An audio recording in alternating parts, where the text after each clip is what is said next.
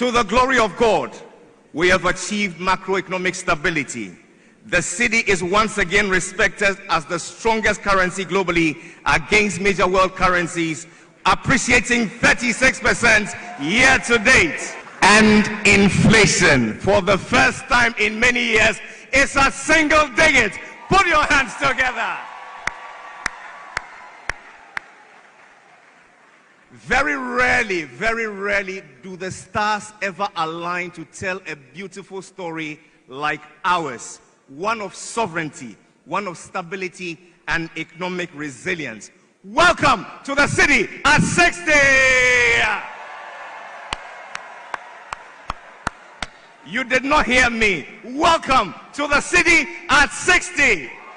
60 years of value, 60 years of pride and innovation, rooted in history, alive in every transaction, and ready for the future. Put your hands together one more time and wave your flags. I'm excitedly yours, Jerry Ajololo, and today, with great delight, it has fallen to me on behalf of the Governor of the Bank of Ghana, yours and mine, Dr. Johnson Panditisiama, together with his two deputies, Dr. Zakari Mumuni and Mrs. Matilda Asante-Siedu, and the entire Bank of Ghana, to say a very good morning to you, our guest of honor and chief celebrant, the Vice President of our Republic, Your Excellency, Professor Nana Jane Opoku-Agyeman.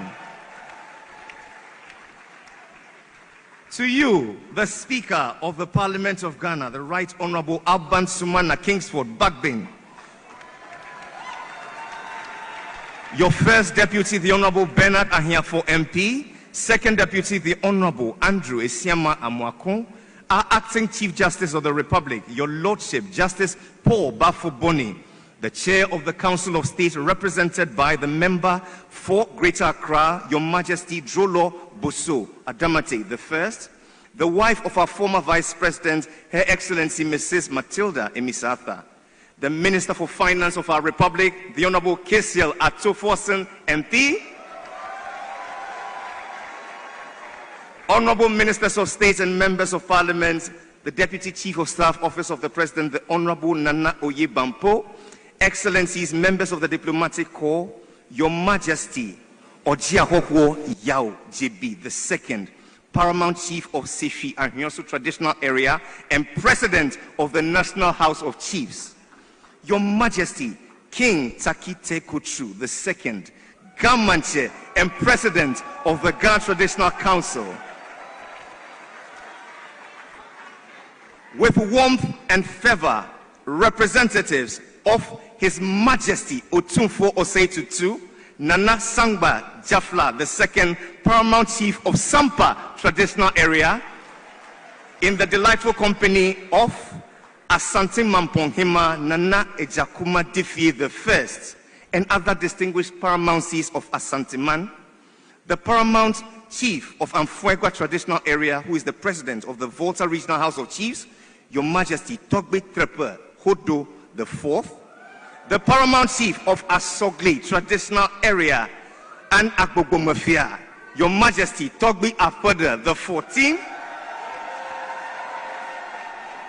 the King of Gonja, the Yagbongura, the Kunuto Jewu Sole the First, the Yana and King of Dagban, His Majesty Mahama Abukari Gariba the Second, representing the Nairi Na is the Sonaba Maligu Seidu Nantuma of the So Traditional Area and the Vice President of the Northeast Regional House of Chiefs, Your Majesty Osaberima Dr. Kwesi Atta II, Paramount Chief of the Ogwa Traditional Area, the National Chief Imam Sheikh Osmanu Shaributu and other eminent clergy, our service chiefs and service commanders of our security services, the Honorable Kwame Pepra, former Finance Minister, Honorable Dr. Dufo, former Finance Minister and former Governor of the Bank of Ghana, a statesman and elder of the National Democratic Congress, Professor Kwamina Ahoy, our venerable Ghanaian statesman and business titan, Sir Sam Jonah, former finance ministers and deputies, governors and their deputies, board and directors of the Bank of Ghana, the leadership and members of the Ghana Association of Banks and the Chartered Institute of Bankers, international development heads and partners, distinguished guests, members of the press, our beloved motherland, joining us here at the Accra International Center on radio and television and online around the world. We say welcome to this auspicious day in history. It is the launch of the city at 60. It's a symbol of our sovereignty, our stability, and economic resilience. It is our hope that this unique opportunity that we have as a nation will present us with a strategic opportunity to reflect on 6 decades of monetary sovereignty as we engage on our history and the future of our currency, but much more than that, promote pride in Ghana's financial and cultural identity.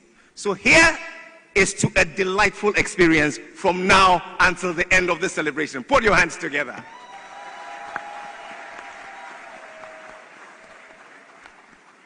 How do we begin a celebration of epic proportions as this?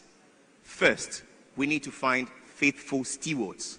And one such is the one we have as the governor of the Bank of Ghana.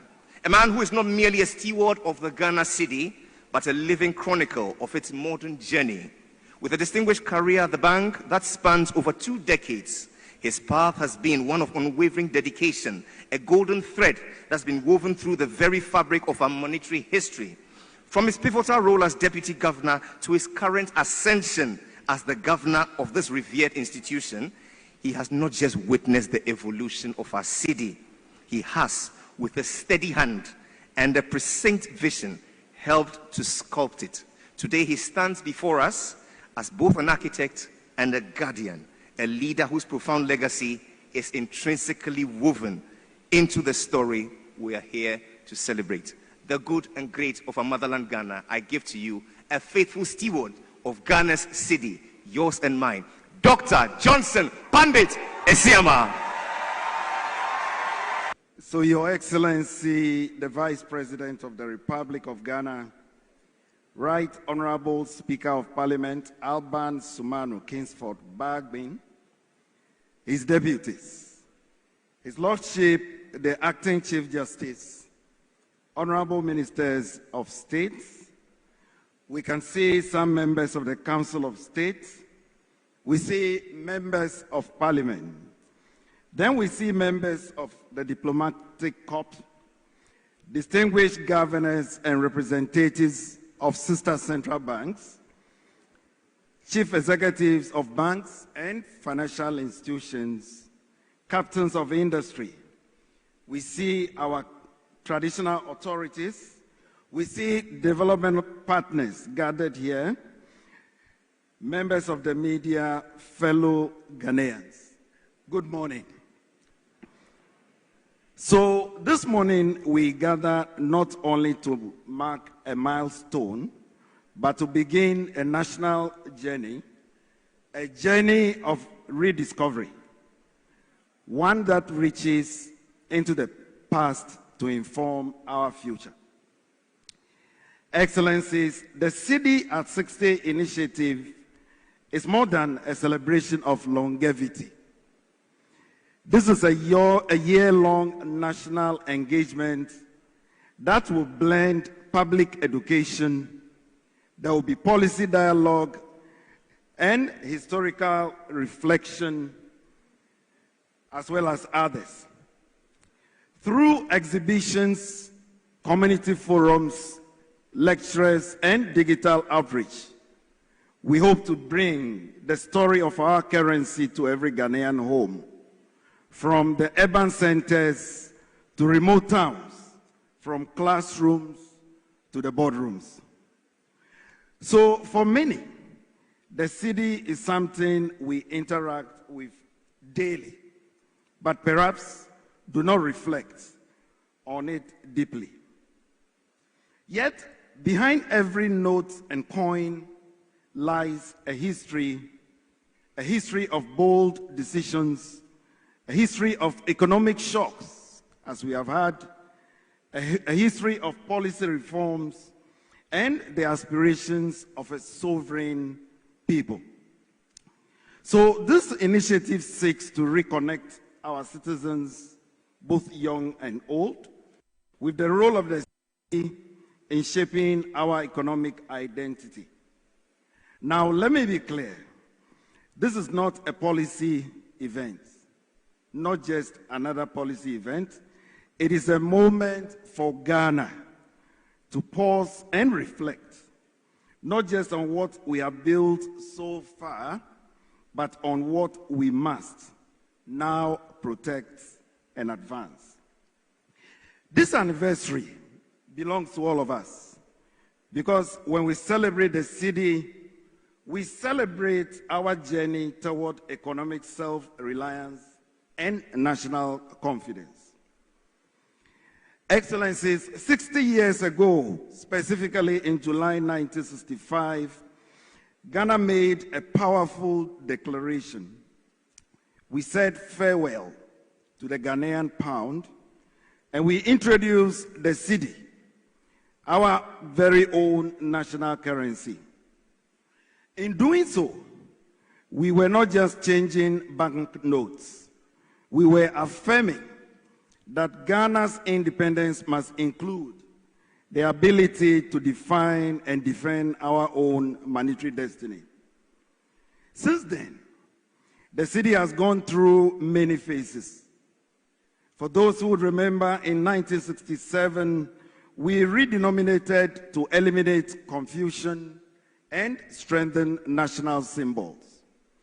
Then in 2007, we introduced the modern cedi, simplifying transactions, strengthening security, and aligning with global monetary practices. Along the way, we've rolled out security upgrades on the cedi. We've had commemorative notes, and we've had advanced anti-counterfeiting technologies embedded. Each transformation over the years, from the integration of advanced security features and commemorative notes to the use of indigenous Adinkra symbols and the portraits of our national heroes, reflects Ghana's story, a story of resilience, a story of innovation, and a story of pride. So today, the cedi is far more than just a currency. It is a trusted store of value, a driver of economic activity, and a daily emblem of our collective confidence as a nation. Whether you are talking about exchanging it in bustling markets, whether you are talking about it being used to pay salaries, or whether you are talking about it being used to save for future dreams, the cedi stands as a lasting symbol of our journey and our unyielding commitment to shape our own destiny. So the story of the cedi cannot be separated from the story of our economy. It reflects our moments of bold ambition, our trials under pressure, and our resilience in rebuilding. In recent years, Ghana, like many other nations, has had to navigate some of the most complex economic storms in a generation. From the lingering effects of the global pandemic, through economic crisis, debt exchange, and tightening global financial conditions, our economic fabric was tested and tested well. But few countries experienced it as acutely as we did in Ghana. So cast your minds back. In November 2022, the cedi depreciated by over 50%, becoming the world's worst performing currency, according to Bloomberg. And headline inflation spiraled to over 54%, and food inflation soared to an alarming 59.7% year on year. This was as of December 2022. This distorted household budgets, it shrunk incomes and fed public anxiety across the country. So these were not just numbers, as I'm giving, they were experiences that we lived, we felt. They meant rising transport fares, shrinking working capital, unaffordable school meals, and sleepless nights for small business owners and salary earners alike. But they were not the end of our story. Under the leadership of His Excellency John Dramani Mahama and Her Excellency the Vice President, and through coordinated, difficult, but necessary policy actions, I'm happy to say that Ghana has turned a decisive corner.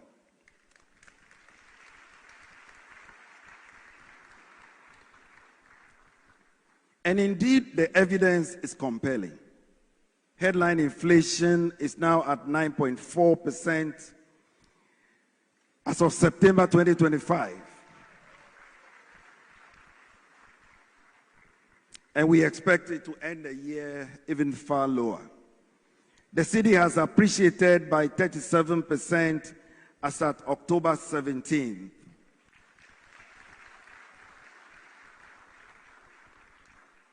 And according to the World Bank, it is the best performing currency in sub-Saharan Africa for the first 8 months of 2025.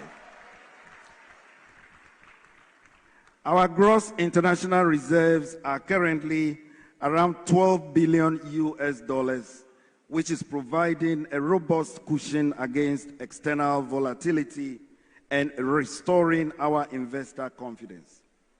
So these gains are not by accident. They are the result of hard, sometimes unpopular, but principled decisions that we've had to take. Fiscal consolidation by government, a tight monetary policy stance by the Bank of Ghana, and renewed confidence from the investor community and the Ghanaian public. And so today, as we celebrate 60 years of the cedi, we do so not out of nostalgia, but from a place of hard-won stability and cautious optimism. As your central bank, our mandate remains unchanged, and this is to safeguard price stability, preserve financial system resilience, and support long-term inclusive recovery. We are not yet where we want to be, Excellencies, but we are no longer where we were. And that is why this moment of cedi at 60 is not just ceremonial, it is timely. It reminds us of how far we've come as a country, and it challenges us to protect what we have gained over the past 8 months. Excellencies, let us use this celebration not only to look back, but to chart the path forward and to do this together. Now, if I can run through the outlook for the anniversary celebrations, as we officially launch the cedi at 60th anniversary, we have a number of programs lined up. It will not be confined only to this hall today, but over the next 12 months, we will embark on a nationwide and inclusive program of activities. This will include currency exhibitions that tell the story of our monetary journey from pounds to pesos and from coins to QR codes, as we have now. There will be public lectures and school tours to engage students, professionals, and communities on the importance of monetary sovereignty. There will be diaspora engagements highlighting the role of remittances and international trust in supporting the cedi's strength. And then finally, there will be special publications and legacy projects to ensure that this milestone leaves a lasting educational footprint. These activities are designed for all age groups, from school children learning to count with Pessoa coins to fintech entrepreneurs that are coding the next generation of e-wallets. We encourage every Ghanaian, home and abroad, to take part, because the story of the city is the story for us all. So in reflection, it is fitting to honor those who carry the torch before us. And permit me to mention the first president, Dr. Kwame Nkrumah. Permit me to mention the first set of governors of the central bank and the many men and women who steered the central bank as an institution through reform, through the period of liberalization, and through the crisis of the past. Their foresight, their integrity, and dedication laid the foundation on which we stand today. I must also commend the staff of the Bank of Ghana, talking about current, talking about the past, whose quiet, professional service continues to safeguard our nation's economic stability.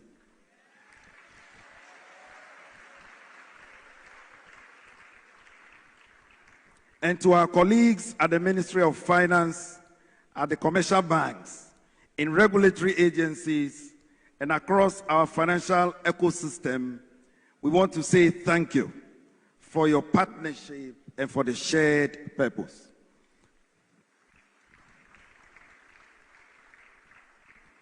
And to you, the Ghanaian people, we say thank you for continuing to believe in your central bank and in your currency.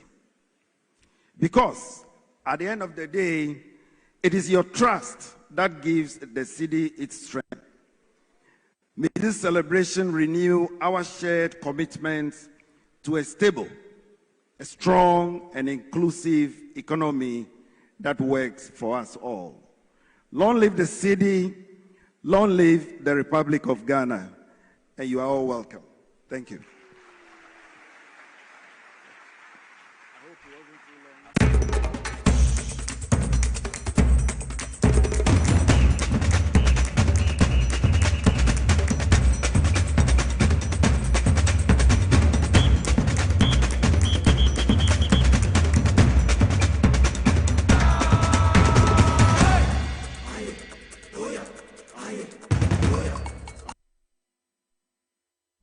Live on TV as well as and also on Power 97.9 FM. And a Benada, na just say October Busumine de Tosso Duno, what you want Fimpimino, and a Duno in Mujmedia to this inside politics, and Yashan of FFA and AVA, Yade, Bania de Ababe Sumo, Matama, do do sending in a Motamale, Northern Regional Capital, a Kesmi 107.1 FM Bole, a Yankiligi FM, His Excellency John Dramani Mahama, President in the Chrome, Yakobo Koya source 100.1 FM, no Upper East Region, Samson as Zeps FM, Ewo Zebila, Unianuma, Ewo Pusiga, Fire Life, Ewo Wing Pang Sampa one day FM. If you want to call WFM, I have 4 Regional Capital Yagoso, Nananum 92.5 FM station with ambition, Omukremo, and a Sankore and Sueduno FM, Unumunya for Erikupoku, a Greek minister, Nukrum, Sankore, Musu, Omukremu, Elho, Yako, Bono Region, Tiny 90.9 FM on Soko, Suma FM, Ewonkra, Nkwanta, Naja said, Domani and Patamunina, you travel mu Elho,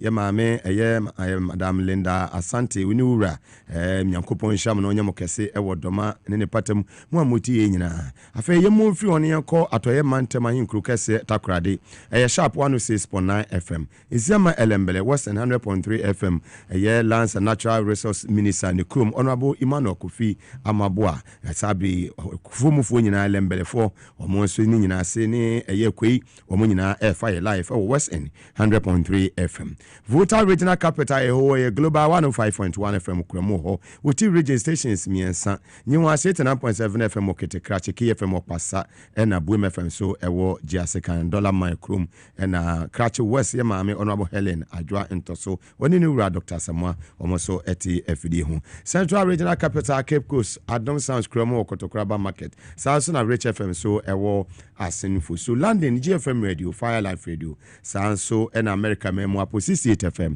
ewo Virginia Facebook Live Power 979 TV SYZ Ghana Sanso on YouTube SYZ Broadcasting Midin Edi Mugabe Maase Sama Yede Ebre Office Abre Kopem Sinu Siabebo and President of the Republic of Ghana His Excellency John Dramani Mahama etumi kopie mo o mampanyi dada Rollins ni fie ekwacha eye ebusuafo efaye maame na nakonedu Ajman Rollins former first lady wa nyane baby kuri woni ebusuafo ekobo mu ya chese omu ekusu ebo mu okwanye ono kwa ne ko chief of staff oni munyamfo Jilo Zebra da chehene no no so eka tima wode ekoi okoho ni bi na nakonedu ebusuafo kasae sanso ne enua ba wo ye MP de matememfo a womo eye kolekulota beto ampeso aso ono so ekasa ho nsem no so etesei SYZ Broadcasting nanso no yesu etumi boy homode kopie mu atumi eni enua ba Dr. Zanato Rollins wo ye MP ewo yasase so eye osuha ene abusuafo nyina kobo mu ma yede yakọ kese ene free SYZ Broadcasting ha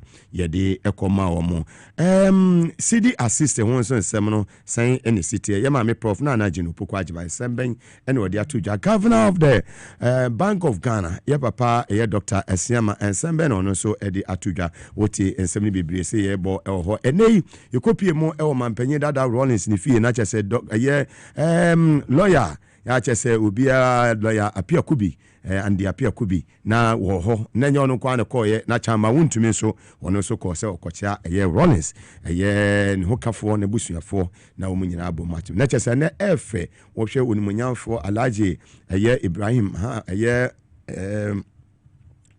ye maame eye Betimudi Drusu ene mpenifo ni wura ne koye Dr. Kospio Gabra mpenifo honorable Alanchre Martin UP4 leader penifo kuku dan ene kopie mu ha na chese ne no na efe papa posifo mpenifo asojafo mpenifo migration penifo na efe keke ne koso ho nyina no ebetwamfo nyino ama wahene koso nimakubi adawro manete edi dwumedi ebrewo Left Castle say free Medimosis aso sanso na Divine Hope Herbal Center de watcha herbal powder and boy Medimosis Diagnostic Center omoso eka ho Safari Valley Eco Resort Natural Mineral Water Hebron Hills International School Power Specialist Herbal Hospital and a Victory Garlic Mr. Free Dr. Amako nimakubi adawro manete edi dwumedi ebrewo Mugabe Maase eni medi obetimi afremi capacity mana enei yebedi nkomo yane Apostle Abraham Lincoln we General Overseer ma Apostolic Mantle Worship Center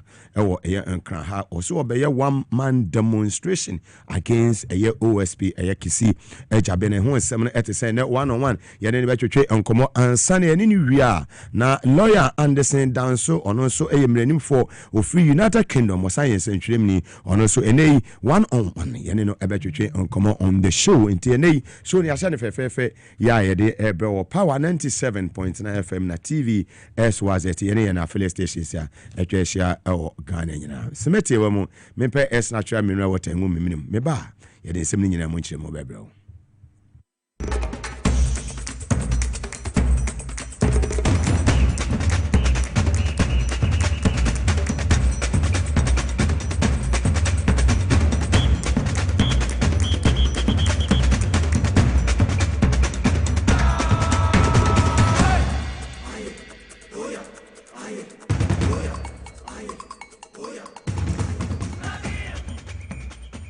Come back live on TV as well set and also on Power 97.9 FM. Support from the 900 million angels and Gabriel Asizwa who lead the team and every Tuesday the 28th of October 2025 and Samaya de Ebrewo and Anupai His Excellency John Dramani Mahama President of the Republic of Ghana Bema ni Munyan for Bema or Dotima and Yahofama Edemanipa Otumiko PMO Ewo Ridge Oman Penyin Dada Rollins ni fie ya chese ene ye maame Nana Konadu Agyeman Rawlings e ka atiasefo a former first lady former opinion no di 31st December women's movement ano sabe ye ka atiasefo ho a onka atiasefo na otwetwe mu na pamo wo timodifo yi e be fa ye maame ekoye wo besom man ga na yi pa na ehwe Abra Excellency John Dramani Mahama kopie mu e wo ho no ensem a wode etu edwa Edusiana Mitrino Asakaka. Let's send my camera from. Thank you very much. I want to express my condolences on behalf of Lordina and I on the passing of our mother. It actually came as a shock. Zaneto was the first to call me, and Nana was with them. And they broke the news to me. So I asked them to come to the office. And they came and explained everything that happened. It was sudden. The last time I saw her was at the Asante Hima's funeral. And she was a lively self. I mean, there was nothing that could warn us that in a few weeks to come, she herself will become God's own. But like Nana said, all of us will be called one day by God. We don't know when. And so we extend our condolences. Nana Konedu set a record in this country as the longest serving First Lady, 19 solid years. And with the constitution we have, nobody can ever break that record. The maximum anybody will do is 8 years. And during the 19 years, she took women's empowerment as her focus. And we know the work the 31st December Women's Movement did all over the country. Even up to today, when you go around the country and on the campaign trail, you see evidence of her work.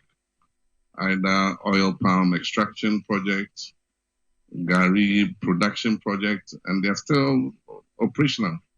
And women are using those income generation facilities to improve themselves and their children. And so there's a lot that can be said, and I'm sure that when the tributes come to be written, we will have a wholesome story about her role as First Lady in Ghana. And so on behalf of the people of Ghana, the government, I want to extend our sympathy and condolence to the family, and to say that we will work closely with the family. We're waiting for the family to meet and tell us what their desire is. But I just want to announce as president that we shall give her a state funeral. The family can do the traditional funeral after the state funeral. And so once we know what the dates are, we will do the program, and the state will give her the full honors that she deserves as our former First Lady and Mother of the Nation. And so I thank you very much and accept my condolences once again. Well, I just say, Excellency John Dramani Mama said what Tudra, see my men and Konadu Agyeman Rawlings, and more about my Ghana, some of the my Ghana, if you don't know as First Lady, no, or my Ghana and the BC, no, not just a Beman state barrier, and no, and semi, Excellency John Dramani, my Bemaka say we are Pia, not just and one, no, not just any Ghana Kalis, no, a bisun edano. Nana Konadu Agyeman Rawlings, or no so busuya for a your hineba, kwesi abeyi, or no, Nejinemo, Edima Busuano, Ekasama, yeti or no sema. Or the two ja. On Odama, go ahead, you meet me. Say, said the ja, Mifia could run as a baby, who's a man to the animators. Now, a general way there, but me now or not, a penny dear no Odama. Bema Debra, Odama said, you know, the Lutoman penny up. Kavo wobuni bibia de nanso amamre mu no ami enka no be ante so mampani abai de no man chene say de na yehunu de asi ono ana de nyina na akwaduru Ajimai Rollins only di kuta ho bibia mu na ne ho ye se de obi anim no da no kwadai etwa mu yi 22nd October ono ane ant bia no afiri mu Mrs. Lucy Efa nurse penny pa no obukumase ofiri mu na ofu sori ne eye no wo ono ane mantem wo Christ the King Church go baby oba no so no man penny kofo so baby ane nipa akra na mso meka ho ti obi o tra mu me wi asori no kama na ne ho ye oba bonten nam no bia kasai wan chi bia sebe ne ho dodo no kra na okwa ni na akọ ade achi ya wada no a na be ko bo be no ndi ho na no fasi ne bapani orenye mi se mim tumri kamera wo machi ha Rich Hospital na asemasi wan kasem pro na me de mimra ntin ma de mi amra ko mi dimri ka koye me koya onu nua be mi ene gina woni bibie mi ka antlasma ba mami baby odanye na ja o mo de me ko na doctor fui e me ko tramani o mo kan bibia se ye wo se na ministry ni adotafo ye bia na o maye nenso sebe na mikrade a nipa ade abako a yentimi yakopon entwen wo manso ani wu na wa nya media na di mame nti dotafo na di benim ma me ko pe se no pre se na dawi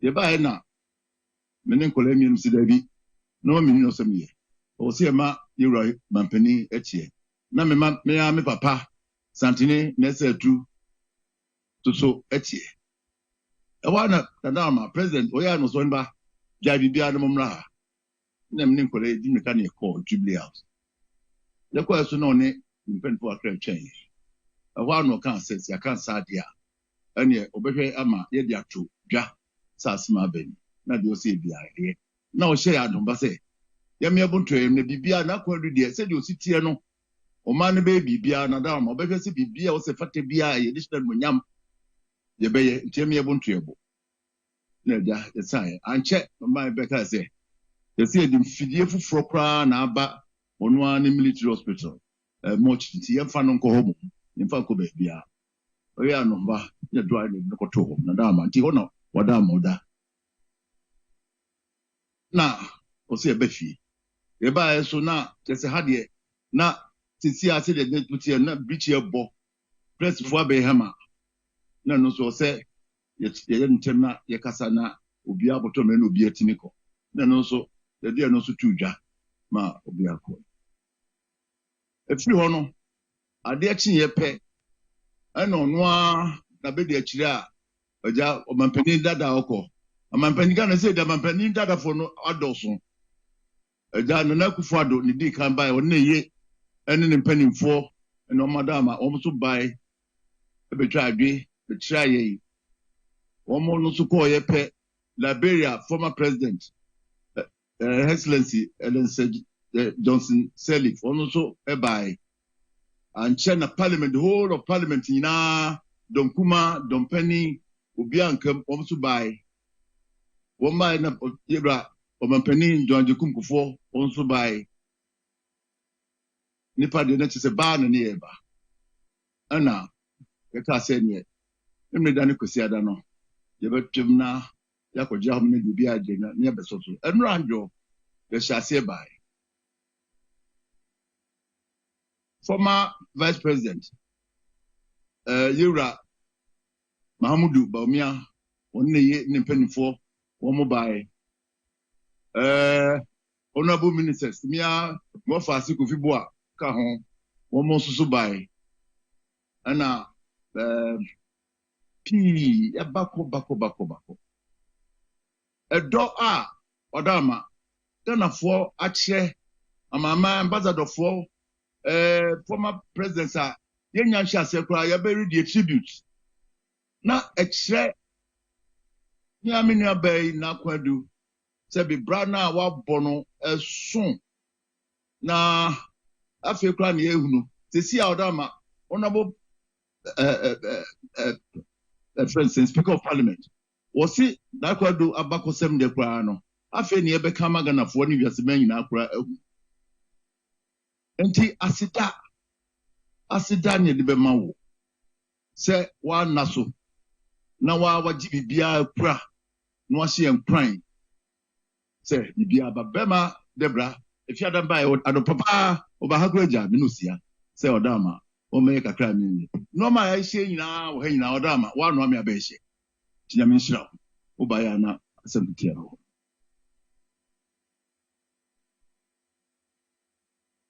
acha sɛ Nana Konadu Ajiman Rollins sɛ wanya ne baabi kɔ ne busuafoɔ busua a wogina mu nipa wogina mu de kasama busua no ɔhene ba akwasi abɛyie ɛna mote sɛ wɔne ɛyɛ mpanifo ɛtwetwe nkɔmɔ no ɛno akyi no Dr. Zanato Ajiman Rollins ya ɔyɛ mmarahyɛ badwani de matememfo a wɔn wɔ kɔlekuloto abɛto mpa so asoɔ ɔno so ɛde aseda ɛka ɛde man His Excellency John Dramani Mahama President of the Republic ɔne ne mpanifo yɛnti yɛnua ba Dr. Zanato Ajiman Rollins.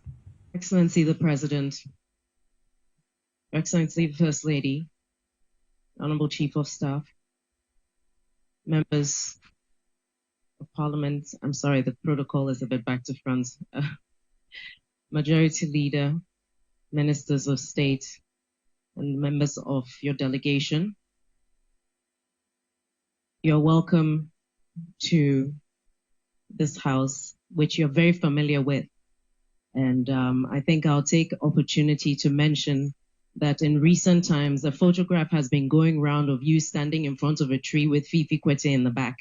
And that is the tree. And that's a testament to how long the relationship between yourself and our family has been. And unfortunately, sometimes with the partisan politics, memories fade when it comes to the deep, long-lasting relationships that surpass partisanship and politics. And I'm very honored on behalf of the family that you have made this announcement that she's going to have a state funeral. I would also like to extend our appreciation for the 3 days mourning that you actually declared in her honor. It's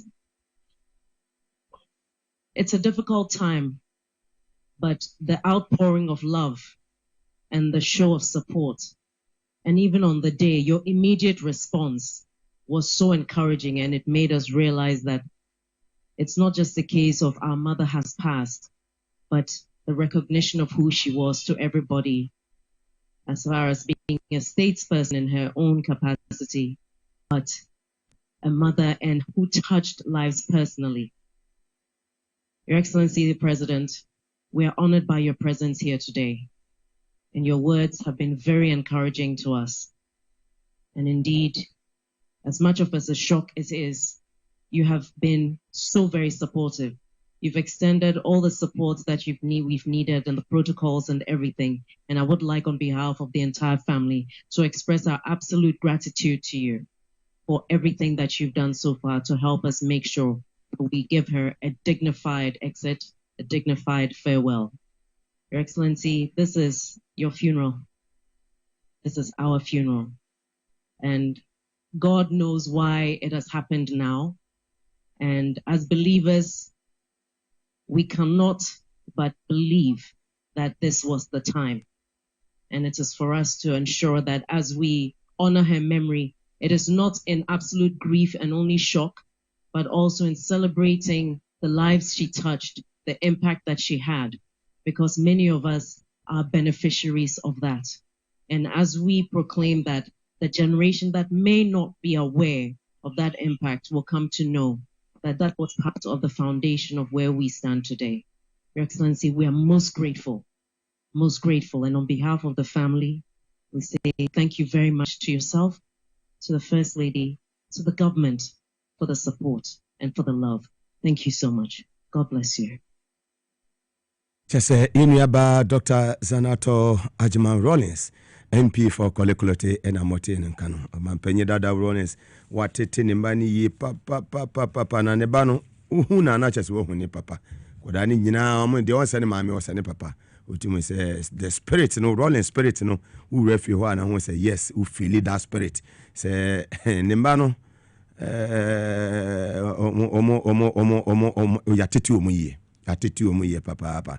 Well, abemu mpanifo eko ebe na chese SWAZI broadcasting yesu usuheya ni yewo. Yenu aba Dr. Zanato Rollins de ye friend ha anopo awiu anaju de sumo ya de se obeba ntende management ene eye staff nso etumi tu anamon ema yesu etumi kopie mu ewo ebusuafie ema yenyina na omukobo mu etwa adwajo ebo mu. Ye hwe ne ekoso mfunya hwe nyina eye abra eye SWAZI ye kwa kopie mu ewofie ho miankasa the capacity man we say mehura dikan ya ye agema general manager radio SWAZI ono so ka ho bi Linda ye Majiti ono so client service director ono so eka ho ye nuaba ye Linda echino hu say Nicholas nso ho wisdom ewo ho ene ye nua ye Emmanuel Wilson Jr.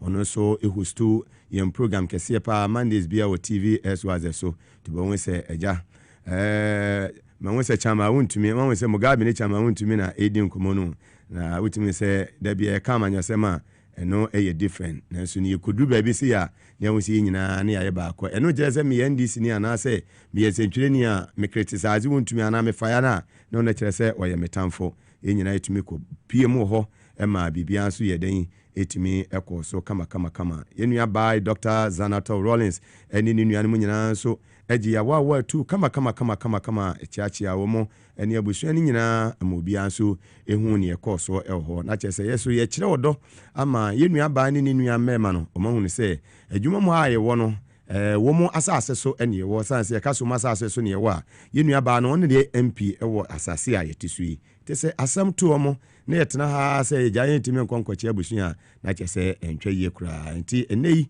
yetimi tu anamo a na chese yegyina yetumi kobo a ehweye etumi ekochia eye abusuafo ewo ridge omampanyi Dada Rollins wonya ne baby ko na chese enye asem ketu akura na wo se eye TV SWAZI manager yenia Raf ono so di motintimen ye pa kojofusu na ono so oba sports ma odi akotini ye papa ono so won se kodwo so eka ho bia ye nyina etumi ko ya bibia eko kama ewaso agimanie wasi power ni agimanie radio SWAZI ni na chese odokro ye ba kon ede wo adwuma mu ha no na chese eja panyina nko a wasoma eye wo na chi no moko ye CEO eye Mr. Benny Anti any deputy CEO in charge of operations eye nua eye W retired eye dogwe omo entumi amba nanso no omo wuro mo na mo mpabo ahye seja ye hwe ni animu ehwe se de be ya bibia betumi akọ enkan na chese hu se SWAZI broadcasting yesu yetumi a represent na chese de course ho eno no ye nua ba Dr. Zanato ne abusua no omo ni giye papa seja yetumi tu sa eye anamono wa ye free ho no na chese chama wontumi nso ehun say oh fans na ba chama wontumi ne obi say hey Mugabe the way we see fire me pa we say wo abekọ heaven me so bedu ho na migina ho bedru heaven kwa na migina ho ye den etwe ododo Mugabe here no man fa man ko ana me say when we get to the bridge we will cross so no wontumi so any radio eye SWAZI and TV SWAZI the Power FM so edi nkomo yenti chama wontumi Chima Konadu Rollins there Obia no bekai na obia titru obia kai Beijing conference and afi the fourth republican so only the first lady from PNDC to NDC nyina no only the first lady enti aka Ghana ema wo masum Ghana dia untimi sade asante yakasa yebo na nahema ya santo adin no sanso na Ghana so ya bona na Konadu Ajima Rollins so ye boni din so nti sɛ yɛfiri asante na yɛ maame nso so ayɛ yɛwura wɔtumfo sɛ tutu abɛbi asante kɔtɔkɔhene koro bia ɛyɛ ne de hyeɛ no na sɛ yɛ ne nana no deɛ na ɛwɔ sɛ yɛma yɛwura wɔtumfo sɛ tutu yɛma no yɛakɔ na yɛma asanteman na yɛnam asanteman so de ma Ghanafoɔ nyinaa so ɛyɛ akɔ sɛ adeɛ a asie no anya deɛ ɛdɛ nanso so Onyankopɔn deɛ ba wiase wɔne yɛ anwe ho saa nso ɛna ɔde ɛkɔ nso so a ɔne yɛ obiara nso so anwe ho na mmom gyidi a yɛwɔ ne sɛ ɛsompa a wɔbɛsom wɔ Ghana ɛno nti ɛne papayɛ a wɔbɛyɛ yɛ ne nti no yɛnim sɛ ɛkwan biara so no ɔbɛda yɛgya Abraham kokomu a ɛda a yɛwurade Yesu Kristo bɛsɔre no ateefoɔ ne ateasefoɔ nyinaa bɛkam abom ɛne mma ɛbɛka bom ne yɛn nyinaa no yɛakɔ akɔkɔsom yɛwurade Yesu Kristo ne yɛn nyinaa kasa wosana sɛ yɛhwehwɛ mmaa mmienu a ɔmo distinguish ɔmo ho wɔ abrabɔ mu wɔ Ghana ha paa sɛdeɛ kyɛma kan no yɛna santoa no yɛyi ne fi hɔ a yɛn maame ana Agyeman Kwaadu Rawlings ɔyɛ outstanding na sɛ yɛsi yɛka a saa century wei wɔ mu deɛ ka the woman of the century as far as Ghanaians are concerned there, she deserves that title. And inti nyɛ sɛ state barrier pɛ no hia ohia monument bi a yɛn nyinaa bɛhwɛ da biara ne ehu sɛ there was once a woman who impacted so much on the population Ghana for nyinaa and in particular ɔyɛ obi a ɔsɔ mmaayewa nyinaa nsa ɛkyerɛ wɔn kwan ɔyɛ role model for all women in Ghana nti ɔno deɛ ɛnyɛ state barrier kɛ yɛhia no yɛhia sɛ yɛbɛnya monument bi a yɛbɛkɔ akɔsra ne da biara na yɛka ne ho asɛm da biara na ahyɛ nipa nso nkura da biara ne titiri ne mmaa ne mmaayewa a ɛwɔ Ghana ha ɔn sɛ wohwɛ a Mrs. Nana Kunadu Agyeman Rawlings ɔne America mampanyin Clinton ne yere ɔmo nneɛma bebree ne sesɛ Clinton bɛyɛ ɔmampanyini ne yere bɛpere ɔmampanyini Rawlings bɛyɛ ɔmampanyini ne yere bɛpere ɔmampanyini baasa yɛde Nana Agyeman Kunadu Rawlings yɛde no ɛne ɛyɛ Clinton yere toto ho deɛ a na kyerɛ sɛ Nana Agyeman Kunadu Rawlings wɔwɔ n'anim ɛsen wɔ no nti sɛ yɛfa no wiase afa na nyinaa deɛ a na kyerɛ sɛ ɛyɛ puduo ogyina hɔ ma puduo firi duduo mu so ɔyɛ asante na kyerɛ sɛ ɛyɛ adeɛ a state barrier no deɛ ɛwɔ sɛ yɛde manual ɛkɔ beyond that sɛdeɛ me lawyer ɛne me lawyerfoɔ mmienu kan a yɛbɛgye ato mu paa ne nyinaa nso so yɛwura ɔpemsoɔ ɛso so wɔ hɔ a yɛnim sɛ adeɛ bi a ɛkɔ biara no ayɛ ɔno ane dea nti yɛntumi ɛmfiri no ho ne yɛnka biribi deɛ wɔmubusa a yɛde ayɛ adwenkyerɛ ɛne yɛka because wɔfiri ɔdodoɔ mu na ayɛ asanteman dea ayɛ asanteman awura dea nti deɛ ɔno bɛka no sɛ asantehene kasa a ɛno ne Onyankopɔn nso so ɛde ka kyerɛ ne manfoɔ anaasɛ ɔde ma Ghanafoɔ nti deɛ ɔno bɛka no ɔno ne yɛn nso yɛbɛsɔpɔt na kyerɛ sɛ Chama wontumi ɛno no ɛnɛ yi bench warrant kɛseɛ paa ɛna ɛtabirim to ne so sɛ ɛnɛ wo so kɔpie mu ɛwɔ court na Chama wontumi sɛ baabi a no wɔnam sɛ traffic na akyi no sɛ din o wɔntumi ankɔdu court mmerɛ a na ɛwɔ so wɔkɔ kɔduro no nti ɛbɔ ne din a wɔnnuo mu wɔ hɔ no ɛsɛ ne yɛ bench warrant yɛnkɔkye no mmra na ntɛntɛm na ɔne no lawyer bowura hɔ a wɔn san withdraw saa ɛyɛ bench warrant na kyerɛ sɛ nei Chama wontumi okopie mu ɛwɔ court nso live on TVS was and also on Power 97.9 FM inside politics dwumadie ɛna wasugusu a wotie na hwɛ live ɛwɔ TV so ɛnɛ awie na opanyin a ne wa join me wɔ studio ha ansana Jamini ni wie a Cappuccino Ebeba na fe mene lawyer Anderson down so from the United Kingdom or ye lawyer SI broadcast journalist yene no aso atwa yen komo twetwe so Apostle Abraham Lincoln Labi eyobi a waso regina say oba be ye one man demonstration against a year OSP a year kesi ajaben obenyina kasankasa ho Apostle ye mo akwaba ediba TVS YZ and a Power 97.9 FM me chia na UT4 chia the president of this nation, Chair, Chief of Staff, Julius Debra Michia, Ibrahim Mahama Michia, Samiji Fincha, all the people are fantastic.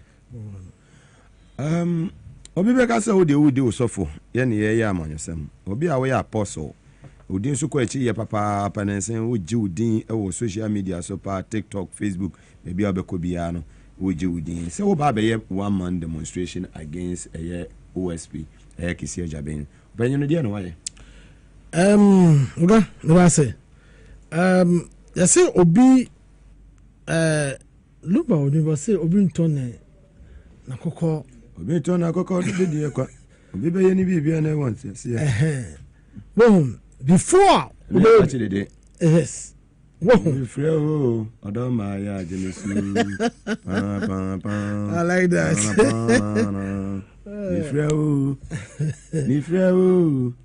Nifreo Odoma Jemesu. Thank you Udim me trans dina me watch it initially sa OSP President Akufo-Addo ex-President Akufo-Addo you know now had a problem with it so I asked a lawyer, what is happening? And the lawyer, so they want to fast track prosecution.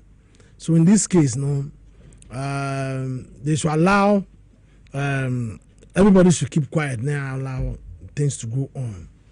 That was Martin Hamidu. You see, and I'm saying, because the work of this thing, a work of Yoko, Yoko Fejuma, so why special prosecutor? But later, and I'm also no, there's an agenda. From the MPP side? Oh, there's an agenda. Agenda, no, whereby they want to use Matami against us to prosecute former appointees. Yes. So as a John Denton, I'm saying, oh, it's just an agenda. Now, Matami said he can't because who said, Charlie, I don't know. Yeah, I don't know. Agenda being a governor, on the free vigilante. Kisaja Bumaba. Another non-appointed. Another non-appointed rule. Now, over too much one person. Kisaja has able to prosecute. Binsi. Sasemba. That's what we can do for that. Yes, Sasemba. Then he rushed into it. Would they share? A sister, sister. Some maybe 50. So not to me. I'm not with me. But till. The case we say, and we saw this money there, and then come says we couldn't even do anything about it. It's my man who good in Masa now there. When two can't say, my man a call on Ampa Yusika, Nagan, and I Husikapo, and now some na can name 419. 419. Whoa, Papa, when you see not doing against us, you see, Jomama, we fought for you, you are back. One am also with the president, Bium Kwapon. Yes, you are the one president. Uncle Fonos and appointed by. Thank you. Whoa. Now we just we are watching this man. Oba also we've declared for that affiliative to the law. And ask him say really, okay, then let's see what he can do. Yes, sure, okay, it's on so now I'll put on a wanted list, a red alert. Or be lie. I'm saying this man have to go. So I don't know. It's not because I hate him. No, I don't hate him. I hate what he's doing. We're wasting our taxpayers, man. Oh, thank you very much. Waste of taxpayers. And I can't say that office. That office is bad. You must scrap out that office. Thank you. And this offer. Also, when I say, this offer. Police. When I'm sure police. And I'm a friend. Only police for Akushia. This is a letter. I petition and copy IGP. This is a letter. So that should tell you I'm serious. I'm not joking. Open your case. Yes, my petition. 10 o'clock. I'm meeting the regional commander with my boys. And now I'm not call me by a crowd. Call me by now. So I beg you with all due respect. I need sponsors. Seriously. Don't discuss. Now you to me. So say I'm showing you. Say I'm showing you. I call best set it trap and mine. And we fall into it. Let me tell you, about 30% or 50% that voted for NDC, they voted because of corruption. Sure, The only can for that one. Can for that one just so for dockets no crama so no. Oh, that's a eba. Wouldn't. No fire. Wouldn't. One power way. Also article 88 on Constitution. Till you work directly under that. Yes. Send out far, don't come chief of staff, chief of staff, there is a letter. Obwa. It's a strategy. Chief of staff is a very smart guy, straight. I don't know my age, say, Master. Well, letter in here. Julius Deba. Sure. Oh, yes, smart. Me tell you. Me who am say wow. Wow. Straight like chief of staff. Or set it trap, serious trap. It is betum pan.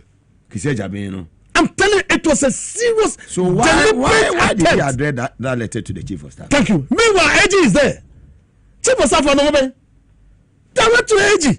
Because the chief was a direct call. Straight. One more that is why. The same. Yeah. One more that is we both say man. We both one more that is so straight. And as AG is okay. So you see common sense. I tell you. If you yes, also a criminal lawyer. And also you're still with you. Fantastic. My bro, my yes. One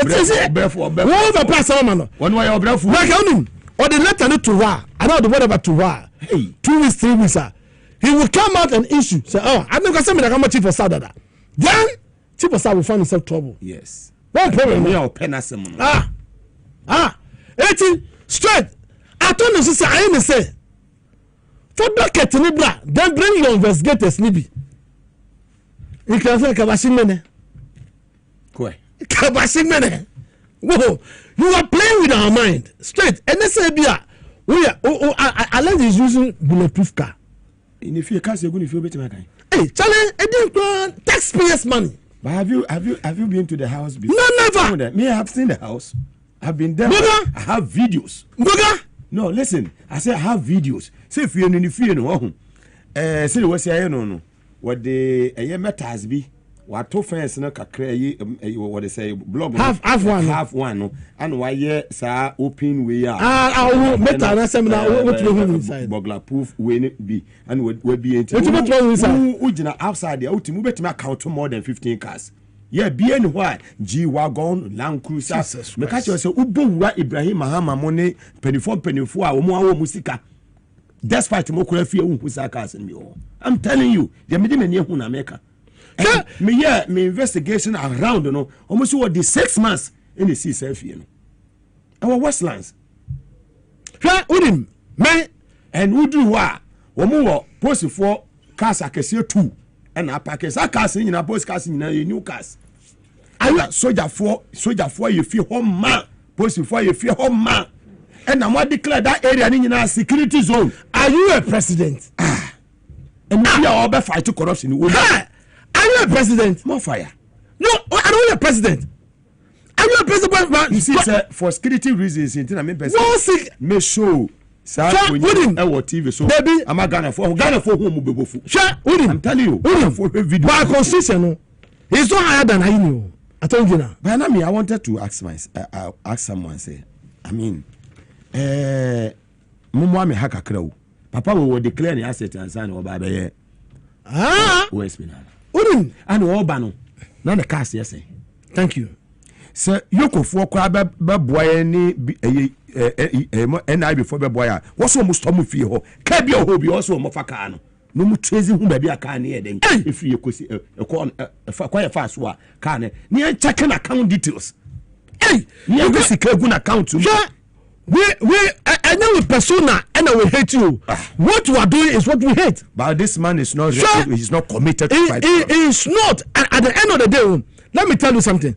Jam, if you sit down, this person or problem now, Jam, I'm telling you. Some of us will fight for you. I'm telling you, sir. If you sit down, me, I am going to do massive demonstration. Now, there's no. I'm saying, my friend, one man demonstration again because people are ready to join me. So it's a massive. Everybody can come. I'm inviting everybody on 28 November. But and now one month. Me say na me ma important so that you bet me what I say 28 November. And I'm here me come at say or person or resign. no. And I resign tell me. But I resign when I say Theo or resign that officer sent to Bunu. We said taxpayers' money for nothing. Taxpayers' money for nothing. Oh, yes, free for ever. Meanwhile, Yoko is there. Yoko can do that job. Whatever can do that job. Then you say special prosecutor for what? There's a few ages on fire docket. Can you forget a docket on family? Oh, message. Unim. No, the back of there. Oba, Moga, when I make a show, please take it from me. Before me acting wrong. Also, I must study it for some time. I am lawyer for so many years. Oh, you're criminal lawyer. Or you're very deep on your brutal. Don't go there. Hey! But Oba want to me prosecute very. That way you can't take it on book and kasa. But I want prosecute you be Oh, to me, yeah, because now me da be say be prosecute me. Wo mama ojuma. Wo say na ona be do this and say baby, ona be do this assemble me to obetimi prosecute you MP. Oh, to me ye. Hey! Can you fight am dey? Oh, to me yeah. John be no way. Me say to me yeah. When the time say to me yeah no. Ujidi. Nah. Say that palm. Me say to me yeah. When the time say what FBI. If you find an FBI to Chinipa, don't tell me. FBI, I'm to North across the Bigo Chinipada. And I hate to be taken over that. Canadian, a year, I'm afraid, say a kidnap woman, Omoko for BC Ghana. What's it why? He's I'm talking one thing about Ghanaians. Say a good 1 month, 2 months. No, be I forget. I can first and all no, and a net Ghana have brand new US. So, all control, you know, information or permission. So he's traveling. I know, man, who can say what pains me is that don't do the same came for that. Oh, buy your good banks. Huh? In Quafo, etime fie. In Quafo, you must say, 1 hour more sham in now they are tax Uber drivers. Ebi so wuko. Banks na ya wodien. Ugu banks just like that. You just spoil everything. So you couldn't even do it. So at the end of the day, checking for that me, I also say I don't hate the persona, but I hate the works. Our end. Sure, what bogana bro pa. This is Quati America. Hey! What do say the best friend is Amami? Which man? Kuviamami. What do say the best friend? That's what they Which remember to be stress. That's it. Cover me quad and confort or say, Charlie, international, or near the Nukama only. I'm the next day, whoever bet a nice goodie bag. That is what I highlight. Uncle for them soon. Say, Pushy, me appointee is Jabi. It's a movement. Listen to we are doing this a movement. Okay. Hey, let me tell you something. Now, can you prosecute them? Say, young dissolve that office. Then then dissolve. We should empower the Yoko. Oh, Yoko, I tell you, not this resource. He will come down right now, today, tomorrow. Right now, today, tomorrow. I'm going to tell you. You're not bro. Because listen to Kappa, who wants arrested George Sledge. What do you go for no arrest? One say, Paul Adumochi, I can't want him. Or can't want him straight no arrested. He always, who can answer man, he will arrest you. But me, too. Me, governor of Ishada. But I say, but when we are busy, baby, and the man I will fire you. Yes, of course. Because me too. Well, poor neighbor, what call airport. So they have issues. What I say. Well, my mayor, chairman of the public accounts committee. My friend is saying, BBB Asari, my meno. Well, you're very arrogant. Very. Sometimes my time is I say, then when I can of a deputy, you take to escape Walugu Dam, and a national cathedral, and then what you look as DVA the boss. Now, we are very arrogant. Listen, very arrogant. I watch it, and I'm saying, Mami required very answer woman. Very arrogant. I don't be the very arrogant woman. She talked to in a very rude and arrogant. NDC me bizarre was say it ya point is ya mobile no ya na agree ni wo mu say ana mo disika wo mutifie kan ofo yata woman ni ba bia kan ofo yata sheko yi ni bra wona na wo ya ni deputy ya tena Ghana ha na eya se tekpe na eya sector minister asamba ya no ato force na no mo pena jeli no ato ne edi ni ko gina eya court ka wo ma mi we ka ba bia ka wo gina ndaka ma ka wo answer questions na mo questions bi sa say ana mo ko fo na ya chi wo ma na mo ye dede no we rude papa very very rude. Now we munyina before now we yonkwa for ne say the mia public account committee and yes we register numbers in your name and one a break person kasa kwa ma me person be mana kasa say be ama afanyo markings say chance na wo mu de semu no parliament wo no it is time say and before now wo mu wisi committee fie no hey say abena ho ahwan no ma me no hey wo be steady. Odim adeba kwa I study you but na me hwe na me study oh da be na chi no na me study adebi hu se it looks as if NDC we are thinking say we are still in the opposition and we no mo lugas no it looks as if we are still in the opposition very arrogant woman meanwhile we be given the power. Yes, we have to tell the parliament we can change whatever. We can even tell we can even change the cause. We have become a stand up NDC. Oh. It's whether you like it or not. Say, an Africus, Matuaba, Bapana, that's what it is. Fourth time. What we need is what do you call it? Referendum. Oh. The Joloma referendum. Yes or no? And a member now who now can say yes or no. Yes, we call for you. But look at where the dollar is. So, I am telling you, say, NDC, we are behaving as if we are still in opposition. Huh? No! Look at what is happening. Everybody is quiet. Why July? Why September? Why and they are declared wanted. A fugitive by a breath of there's this lady, it's a Ojibwe house. Wow. Once. Vaomia secretary. Hey, I know the American, but the appointing authority when it comes to those issues, they are very, very. But me there, let's leave it. The president knows best. Oh no! That one. But I'm not criticizing. May appointees, president, you know, in Ghana we are over 34 million. So only him. They will identify. I'm criticizing. Okay. But what I'm trying to say is that, Charlie, be careful, Kakra. Yeah, that's it.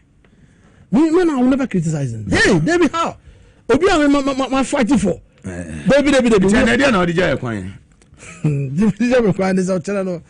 28th November, I'll tell you, Shia Police, Regional Commander. Okay. 10 o'clock. Until Shana, then guidelines are my and sometimes they can change the date for us. I'm joining them. It's me, Pamucho. Everybody is invited. Yes. Thank you. It's in the thank you. Yeah, everybody is invited in Pamucho. We need sponsors. Ibrahim, I beg you without due respect. In Pamucho, I need the sponsors. Just sponsor this thing for me. I beg you. I will come to your house. Don't sack me. So I mean, if I will come there, everybody, the bar office and Pamucho. Be on board. Me Pamucho. Everybody should come. Me Pamucho. Me used to do Pamucho. I will come. Give me support. Nah. Mobilize it. Yamanoko. Baba you. I can tell you on authority note, say, the next 4 years, if you go for election, and we are seeking the mandate of people, they deny us. 30% will deny us because we couldn't fight corruption. So how do you have the gas?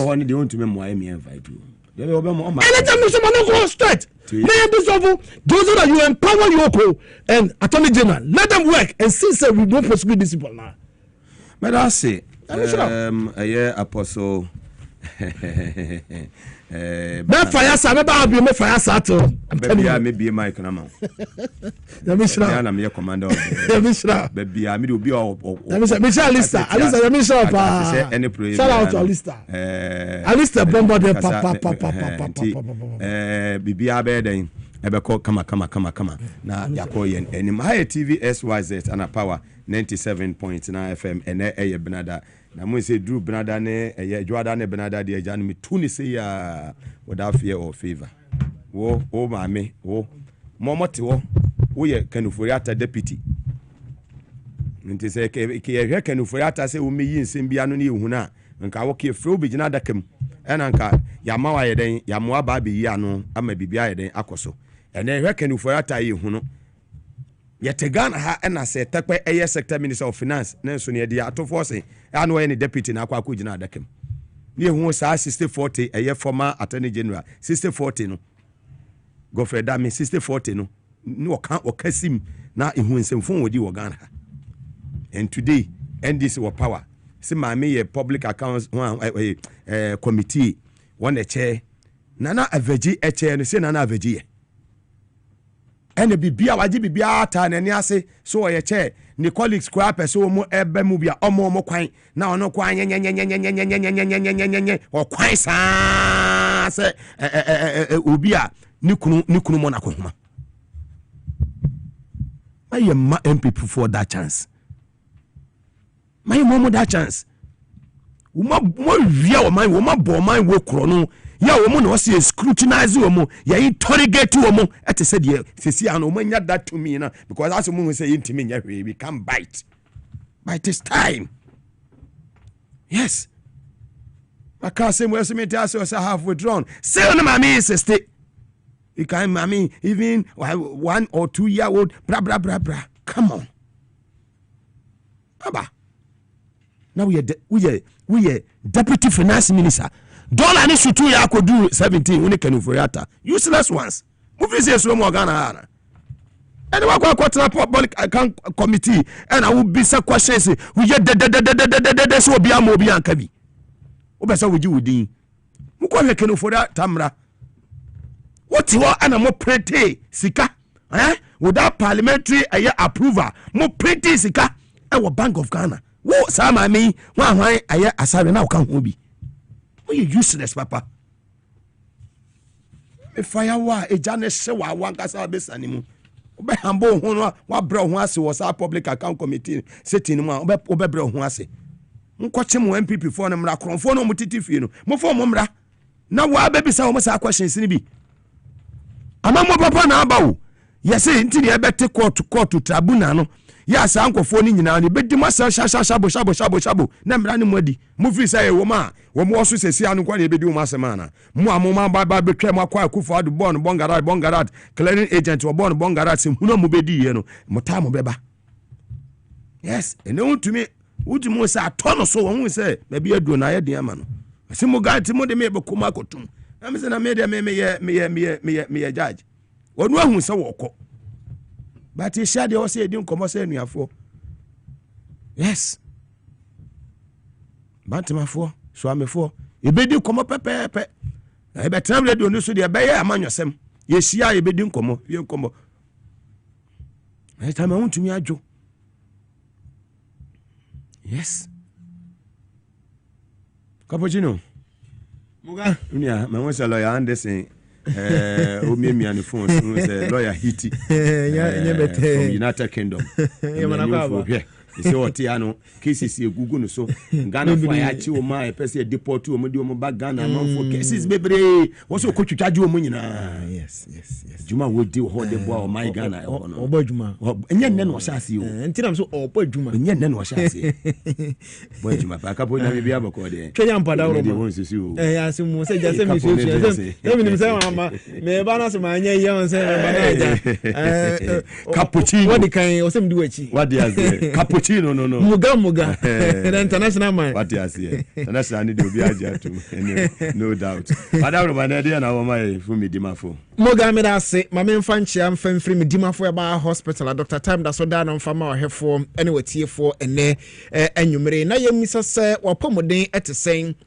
wo a wo hwe ne wo a wutie me e wo fie no wapomoden no sen ene sitie sa apomoden nya medimafo eba hospital ene wo so de ba ma me papa me aba ma ne ete no se medimafo eba hospital no haban enubena ene nuhini ene Dr. Time da so de ye adwuma said the entino say or catch us or see near the Abanian for Haban fancy and Hoyare. Say on your meaning, say, and Habani no brand me inside Yaran Quancasa, some and fan tray. But Obibiara Obama Dima for a hospital, a dear dancers and pa Obayan and Waton and Honso Tono, a Dima for a hospital, and a new dinkomoy. I don't see Obabi Johanna scanning to Minto so and scan iris rampacho, but I'm Dima for a hospital. Nayam wow. On him said last week, Dr. Takwa for you know, bro, ba takwa no be share takwa for a man, dra what to mamma no say, nipa do na. Every 1 week pay patom, do na what tom, a bimon so who air tom oba. Yami aduma Dr. Baba, now I'm better for review, now for share more no, saying, and Asia Kakusi, Nina Amy Dima for a hospital. Me no kasa na we Dr. Okumase. Nyame adom ochena Wednesday Dr. Abapoko ase mayira Thursday obatena se opoko ase mayira ne Friday premium service na dia ba akone sempa cho premium service no eye for obi biara ose oye busy oye aban juma oye MP oye minister ontumi ma a time ebia jumayefo ewa jumam time ebia okwohye ne business partner bi wontumi ma no pacho ofraya ye best schedule na afemponso ya ma time obetima ba be share doctor esan on Fridays our appointment no ye obi no ho a mo ba after 6 ebi no ba after 5 and until frame dima for ba hospital am pacho ye be ma osa akwanya no na wa ba ne ahwew esan so opomuden ehu ehia pacho yare am obi anka na semsan se yare akanipa to them yare nti abusua kura hia yemfre no fabra medima fo ba hospital na yemwa se koko na etete wo ha obi e woni padua nso bia no free numbers na ni ani nkomo oboso free medima fo ba hospital mpacho numbers na mebe bobo no wo obetimi ehu no e wo TV no so obetimi de phone atwa na afa akire wa bobo anan po se wani no obi wa se mani mintimi hu na de papa ma obabim antwatwere maw na wa bo no wa free medima fo ba hospital free beje so 24/7 you know obedi nkomo first number is 0244774282 0244774282 first number no Ufra, but my friend on WhatsApp, and now empono normal call. You know, ebedin komo every medima for ba hospital. Na second number abet my friend medima for ba hospital. Any edin komo no number na des our numbers ni nyina mo 0500727215 0500727215 and no number obet my friend medima for ba hospital. Now ni edin komo so pesa Friday about premium service no registration for premium service 200 Ghana cedis and I'll bet you for the premium service. Na ya mo akwanya de wato ba bia ope but ye tie no sem utia ba akopa untia biam kosisa wo ho beto eno no for premium service no obi beba for appointment eno nti ene ya kan kiro say free na ne ani nkomo obi o sisesi ya ka say no wobubu agudam ontimi nsore krampo enante obi say na me nanti o na me patre me to fom no me ba cho mi ontimi nsore bia mbra me di mafo ba hospital na afi ye mo obi nante kakra bo se na koma no na bo no peri na koma no bonse a hiti ankasa na yeshe eno nti giso gina besa 20 minutes 30 minutes pa cho mini aba ma mento aso nya sade wan hwe ya dakro no na aka wato fom bra medi mafo aba hospital na afi ye mo na ade ma kono se nia no emema no oba bi o se o meni mi kuni ware ye na mi kuni dro na jo bo adwuma wo mpa so pa na mi kuru sisi mu odin na nso se sempo de ware be 2 years 3 years ni no afi na ho odin no enkwahwe it is nothing to write home and about mpacho ni atena se ukuno ho odin nothing to write home about mpacho de tese bramdima fo ba hospital esanse se oba ne be ma ware a on se brebia no oba be ye aduane wo fie e de ama be ma edi eno nti over bass 90% no there's a spices ahodo a ye ton ye use de no aduane ma mema no eno na eku mema ne mema eno nti na ma mema ho odin e ba fom e wo fie biem ade ba akone nhwehwemu a ye researcher ye kira se yem okraman say yem kokase ye kopo bia ma na be say ye kanama bia be yi sabio na baba ako da bia nya ne sabium say your spices and bonten spices sabi ya todi gun so ma aboare nom within 1 week and patron one no ya sak kramana onto me fro obabium and unto sa spices way say you so the year aduane de ma be ma di wo fie all the time they tell say within 1 year 2 years no afa be ma ho ode no aba fam kra totally jana dum and unto okwa anwumera wodi sia no wa wodi sia no atiato bramani mafu aba hospital ne mo and unto na me kan kire o say wo hia say toxins ahoto a woni padua no afei oba cleansing nyina de afri ne padua no but oba me dimafo aba hospital abibidiro ne yade ma o ne cleansing system no mama o afei obo nsa wa ho ode na sa gira ne nan so wasa e be mamu ene nti mema dodo na adwuma wantumi mmo no sa ne oma no ene nti bram dimafo aba hospital ne mo o doctor we dro de e ma wo na watu wo ha na se de afri ne padua no for the first time organ abakose mu mpacho yare sabia ba kwa ma mie papa wutie me obama hiafo ne sikafo medimafo aba hospital edi enti na ya America na sa esan so for the first time patcho medimafo aba hospital pe ena na card untimi de gya achade e o wiase afo na ba bia ayarsa bia ni ba bia betimi na card akwakwaje aburo ne nkate kra ba medimafo aba hospital card na agi ade afa medimafo aba hospital ne card pe anase ne hospital no pe ena otimi ka kira o say mejo ebia 1000 Ghana cedis but ubetimi atuatua ne nkakra nkranko sisa wo beto no atua de awie medimafo aba hospital pe ena obetimi aba na obedi 200 Ghana cedis obedi 300 Ghana cedis enso doctor be man adiro lab bia wo so ye ne bia obeye no na wabo adiro medimafo aba hospital ne senti ne say doctor enim say aduro de ma no ye aduro a powerful onyame de ama no nti ebesa yare e de afri ni peduam na ho atumi ato ment na fie enkasa woni sika eni nti o ma ketwa bia wo de baba medimafo aba hospital bia no patcho doctor time da so say enya o sika nti na oba e ma me mini aba matenie pa say ye sika nti na doctor ba ya enkane ndiro ni nyina no obonso ye memedro no de ko chemical na pharmacy shop no ye emedro no ye dro no ni nyina kwa kogu shop ho okoto anu wagye sika enti obenu 50 bottles and sample no anya apomode a ni nyina no wagye sika de agu ne bottom barose da bi bramedimafo ba hospital won fa bremfa nto yare nso na on treat na afa onyi o how bia mfa mfiri ne paduanum emfama ade ba ko no say oba medimafo ba hospital yen fiti preko pe medro say oba also uti ne pile oba also namro mu osisi mu e ka odwe na afa ya mu aduro saje korompa cho da bi e be hwehwe mu ansa na ya mu aduro medimafo ba hospital ni enwu adekodi anam so ema sa ho haw na ba ne kwan a ebefa so na afri ni paduanum na meka no sa enye se machine a wugina so no na ebsa yare na emumo ase onyame se madro free Samaria enkansuo enkabo sanyare wa hodo nyina na otwani ampo nyame na osayare ma doctor fo agi asiento asiedie bramedimafo aba hospital ho no meka se ayare sa hoi ayaye totally free esa se sika doctor ejo no se ye kofa we aba wo se de ka na ekobetofo emranti omukobubu we aba omomukoye we wonum nyina na wo se doctor ma wo musika akra de hwe mo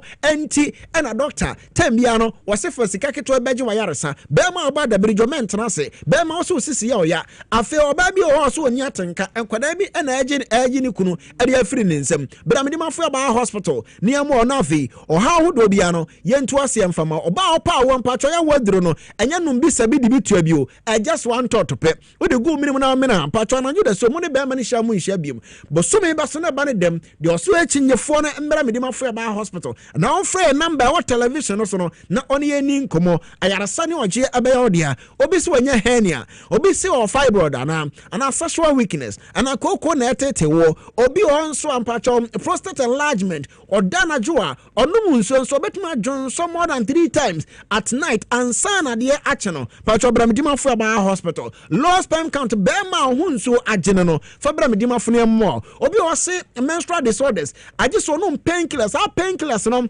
ade ba ko no say ye obi no ho a pacho na hu odi ekita no atimi ma stomach ulcer bramedimafo aba hospital na some menstrual disorders no ye ntu ase nyim fa mfiri ho ye den habania bibidro na etu ase nsom adiama hepatitis ABC ni nyina ye ase de frɔ ma wani uta posa wani ho na wani ayekɔ anampo ne so ye wusi obi wo se me hata de krɔ de ade ne so hata na eye gufom wa huna homa na amfa ade na nsen so bra me ma fo ba hospital na afi ye mo ne ntu ase amfa ma be ma obema fo no emidima fo na wo de ba sanse be ma ne ye mo aduro na afi infections ahodo wo mu no ye treat ne mo aduro na 5 days na e kase tentement na fie nkasa me sandi sika se mo mere maduro sansa wo se ehwe se o how bi wo be ma no nsan no age mema aduro no se de be ye adwuma e de ama ye de usi ni akọ ye kan kire se nyame adwuma o kina doctor betena se opoko ase mayira kuma ase abu akọ atwuma ago school junction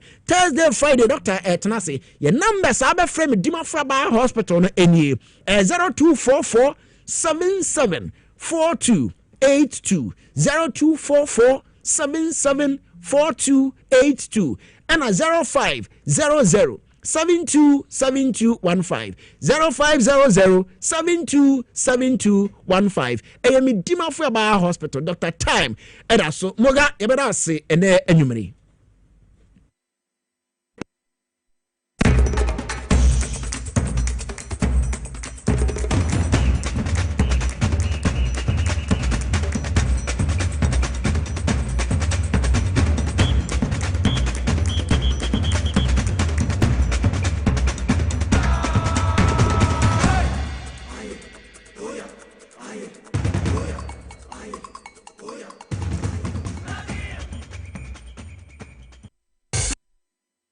Hi, I'm pleased to introduce to you Cancer Mixture, a herbal mixture for arthritic pain. Arthritis,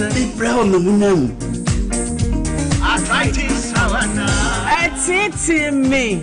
Cancer Mixture, no, Cancer Mixture, no, Cancer Mixture. Yeruba Biarana Nudruo, Moria, or arthritis. Cancer mixture, obey Juma when you put it inside. I'm a pencil new grand. And in Fidena, menu, on your market for your button, a woman, one menu for. First, baby, I'm from one Sanka, Saint Susan, Bonibiara, go doctor, and I report for FDA Med Safety App Nodo. And Katui, FDA App Nodo. The National Petroleum Authority hereby cautions persons engaged in illicit storage and trading of petroleum products to comply with the regulatory requirements to operate in the downstream petroleum industry. The NPA Act clearly stipulates that no individual shall engage in any commercial activity related to the importation, exportation, re-exportation, shipment, transportation, processing, refining, storage, distribution, marketing, or sale of petroleum products in the downstream industry without first obtaining a license from the NPA board. Failure to secure the necessary license and properly regularize operations will result in confiscation of petroleum products, prosecution under the law, and decommissioning of facility. For more information, contact the National Petroleum Authority on 0302 550 380. You can also visit our head office located at Jolu off the N1 highway or any of our regional offices.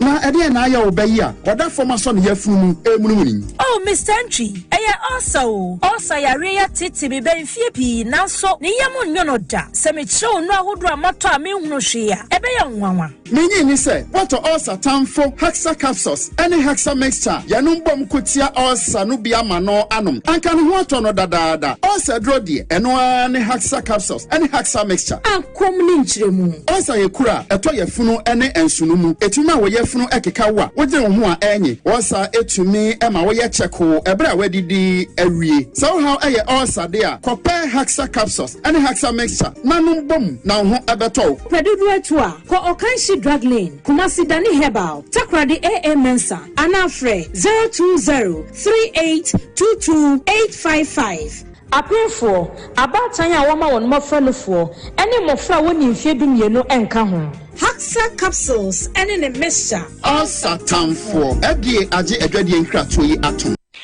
Hi, Now, let me tell you about Safari Valley Eco Resort, the first of its kind in West Africa. Upon your arrival, you are introduced to your butler, who plans your itinerary. We were surrounded by wildlife from the moment we entered the eco park. So many activities, all in the same premises. Visit the gym or the stables, they have it all. At my break, I'm able to practice my putting. We also went fishing on a man-made canal. Our tour guides taught us so much about the wildlife and how to interact with them.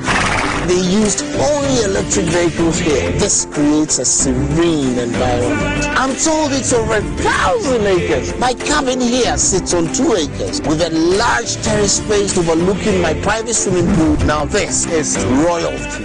They have their own farms, thousands of fruit trees. I can also have my lunch here at the waterfall.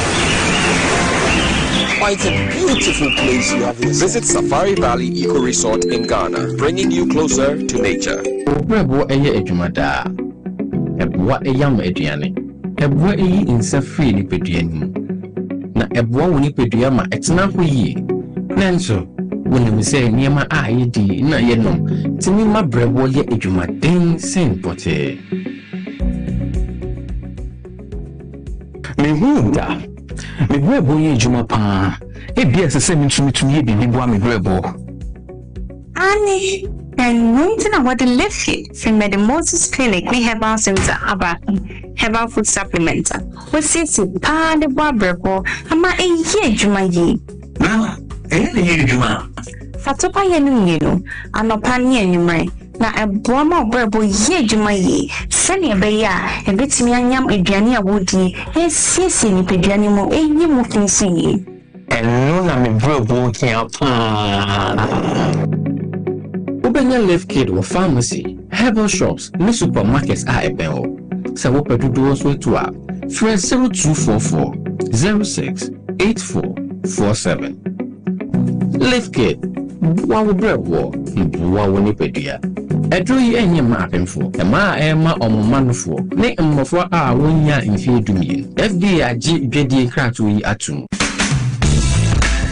The serene environment fits into the goal of the school, which is simply to provide excellent educational foundation for your ward's development before they commence primary education. At first glance, clearly you will see why the school is called Hebron Hills International School, as the building stands tall overlooking town.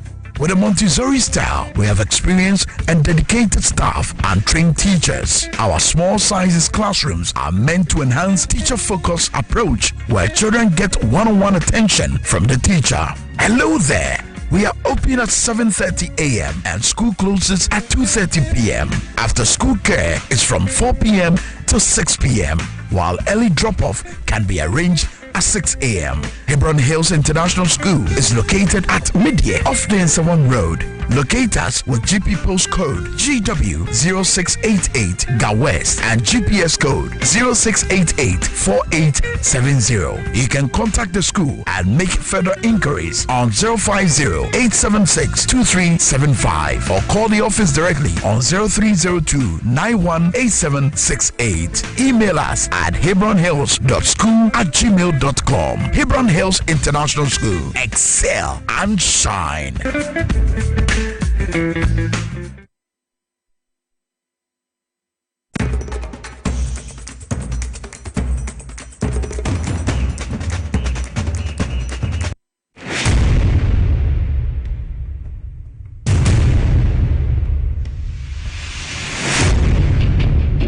The average human body mass should have at least 60% water for optimal performance in any physical or mental exercise. We can help you maintain it naturally.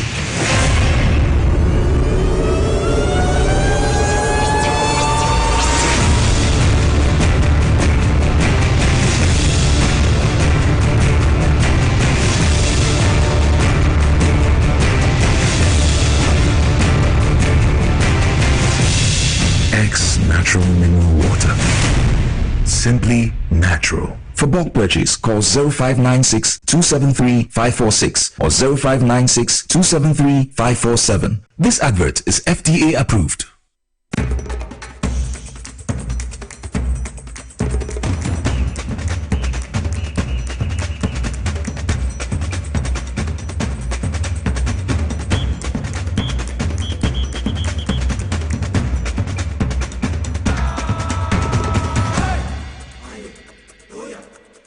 birthday to you. Now the other version. Mama, happy birthday to you. Mama, happy birthday to you. Mama, happy birthday to you.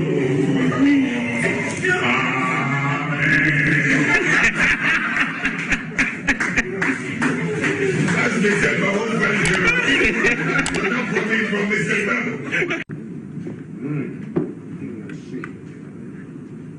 And it's the right size too. I don't think I could have worn this thing.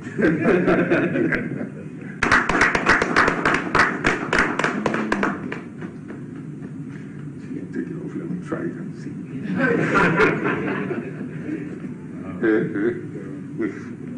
Come on.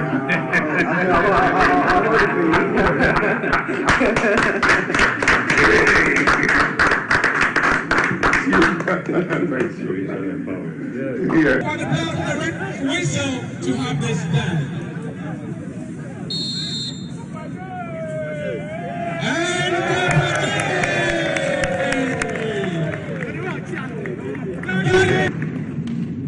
So, my dear beloved Dr. Nana Ajiman Ross, my colleague, ministers of state, honorable lecturers of the various faculties, Your Excellencies, distinguished ladies and gentlemen. I think I prefer the lady. I prefer the lady.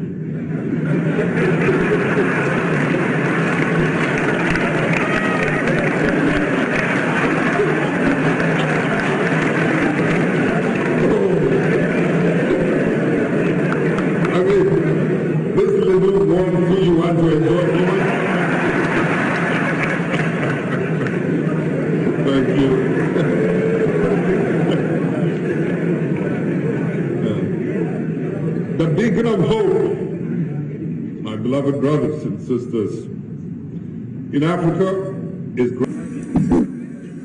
In spite of all these, but she's getting too fair.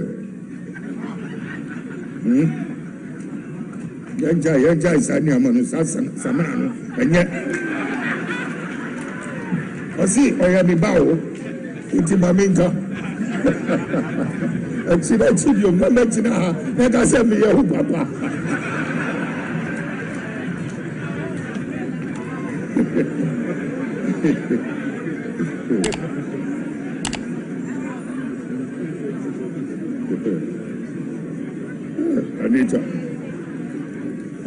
Young people mind this is so ya targa for bow. In spite of all these issues, let us as a party not overlook the challenges plaguing our party. If we forget to clean our house well and spend our energies only attacking our rivals, it will not portend anything positive for our future. Yeah. Now, what happened? Many years later, one ago here, Madam Fatia Nkrumah, my wife.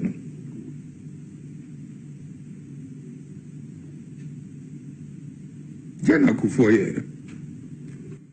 Okra no coffee no, Madam Fatia no coffee. Or this Shana Akotojum, no Montreal, no Alpha, handkerchief towel. No, yes, sir. Super. I'm Madam Fatia. Na yesu ye nyina na ya dinuchi. Well, na yesu before to say ye papa yesu ya fire hanging yesu be. You know, Kufo, the whole name of fire spade. No, the tree hole next to Dr. Kwame Nkrumah no grave no coffin no that's or the tree grave no the Madam Fadia way show from that moment, that national monument that we built to honor that man became a family graveyard. You see how his grave was desecrated? Mills Mu, John Mu, you have chopped into the man's name. Now what you said, well, deep, fine. Look at what his enemy pretended, so and so and so and so. No, desecrate his national monument. You get it?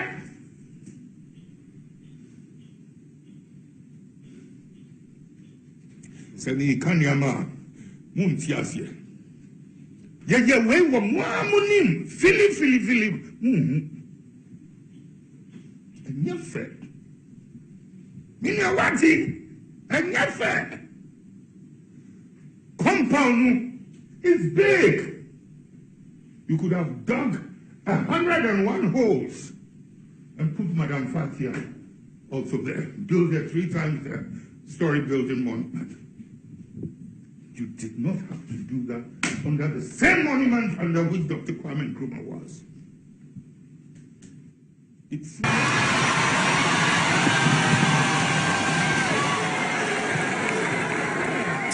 has been so good, so electrifying, that I just have to, on behalf of all Ghanaians, and especially those of you who are here, say a big thank you for making this a night to remember. Ladies and gentlemen, when I saw her in my office a few weeks ago, I don't know what I said to her, how beautiful she was still looking. But after she left, I was commenting to someone, and she's looking as beautiful as my wife.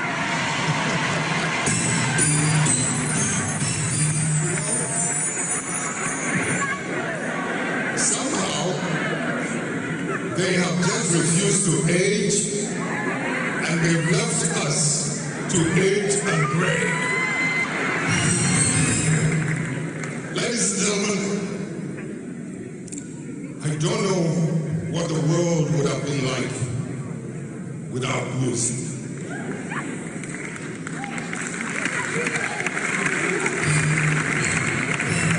You know, and even especially so for my continent, Africa and Ghana. I mean, can you imagine how miserable and depressed people would be without good music from such artists, from musicians like her, like the others who perform, the younger ones and the older ones. The kind of music that can penetrate your heart. I'm not surprised somebody coined that phrase, music is food for the soul, as Jerry Gamble said earlier.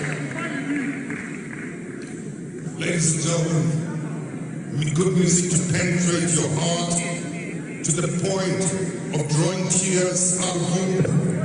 Good, vibrant music that would make you dance and gyrate that you would think hell was on fire.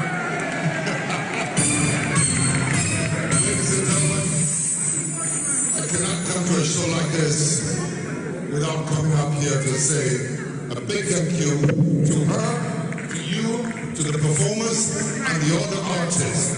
Thank you for making this night a night to remember. On behalf of my wife, my friends, and all of you, thank you. Very well. And Kai Omanpenyi Dada, Jerry John Rollins, and you're live on TVSYZ and also on Power 97.9 FM. Lawyer Anderson dance joining me studio of Free United Kingdom, Abba, Ghana, na o Meti Omu, I will be saying, I call back no alcohol to an Jumaso, yeah, no more Minia. yeah. Jana bibia boko dia. Bibia boko pa twede ampo adom na tese. Nsu no na to mantem hododo. Menyim se bibia wo so wono nsu to sa. Topa eto free ho na ye bepie mu ho no. Oh, topa papa no ase to sa. No dey say weather na your unpredictable. I say UK weather. Obi hu a wi akura ni nsu to. I just hope say ntese musuban. UK weather dey tese o musuban. Okay. Say me dey. Say sakra prekope. Mo na motewo. One wo sra no wo mu na. See no sra kwa. Very well. And some of the doors and say CD at 60. Governor Kasa Mame Prof Nana Jino Pokwajima Kasa on about to force and Penifo Bibre Akasa Ewo Jumedi and Ase. And His Excellency John Dramani Mahama to make Kosra Amampenyin Dada Rollins when baby crow and Hoka for ya ono so nya ne baby crow na otwetwe mu yi otime kwasra abusuafo oni chief of staff oni munyafo Gilo Zebra eni penifo bebre dodo na kire se OSP onko na hokra be asa office no mungu no san se muhu waste of taxpayers money ihu adwuma bia o mobode boa wo man no eno ewo ho na buffer stock ho nsem no so da so kunkun ho ni nyina yesema wodo a ebobo eba odabroma minim baby apese ne wo sha se free public accounts committee ebi kire se chair no ma me na wo chair sa committee no abana sario se ma me no ase oni bu manipa we arrogant see the be AC kan eno no se kwan of aso bisa the questions ene wono so free aban mu nre ya kenufrata ehwehwe na yehu no woni nyina na na hye office wa mo ye niema deals awodo ne niema wodo na kenufrata ehwe na yehu no ene yesema mu ntua mo atua yesi mam print without parliamentary approval na wa print in excess obi baka say ene ma me no watumi anya tumi ya wono no interrogate questions among for some few months aban we take a year over. We are lawyer name ranimni our practice in the United Kingdom. Minim maybe a person shall say free what room. Measure say free 101, yeah. Measure say free public account committee. Permit me to use the word outburst. Na enra esi ohonomono. Na may I comment on it even on Facebook. And as a lawyer. Yeah, me a comment on it because me na man na me hu man hwe life but me say I fly, yeah, but I decided to comment on it until me be because sometimes it's in the context na you utie said the kakra bi no a wonte ase is okotie ni nyina enti ma me koi ekotie di esi nyina na muga you see before I'm banana apostle bitia wakasa apostle Abraham na otia o kasa no a statement be and I agree with him. NDC still the meaning of the 57% of Ghanaians saying say take over the country after 8 years and look at the parliament to 2/3 of mine. In fact, when there's even a by-election, it just goes straight for us. Even the one that's supposed to belong to them, it changes, it flips and comes back to NDC. Let me say NDC in I don't know how we're going to put that. It's you see the niceness, and I don't know if it's a complex. And every NDC for and I say we just hope say some minority now no ebe accept say they are just the micro minority be accept say they are just the minority in Tombe. They would try and frustrate everything that goes. Moga, hwe eno hwe de esi nyina na hwe nsi ye. Nothing. Hwe omampani ebetena akonya so. Hwe nsi ana mo start so omo create problems. Intim for you onom e create problems e twitwa ntro. Ense enfata ebu okra just say the nsi ye kura. Just create tension. Omono they couldn't get over the little number no munyae ewo parliament. They couldn't get over their defeat because unfortunately for them they were living in a fool's paradise. Now, I don't know how they didn't know they were going to lose 2024 election. And in fact, all who Romanian news said they were losing. And in some of them, as towards the losing, they are still misbehaving the way they are misbehaving. It's very sad. But we have empowered them. And this is for now empowered to misbehave the way they are misbehaving. And yes, sir. They are misbehaving. They are misbehaving. They are blatantly misbehaving. Because BBNC, They ask useless questions. They ask leading questions that is not necessary, wasting everybody's time. You know, vetting committee, so they were asking questions that were needless. You don't have to be a politician. You don't have to be a lawyer. You just have to have little common sense. Knows penny question will be said the emphasis will be any so, but they don't almost busa. It is nowhere. The good people of Ghana to about amendis for.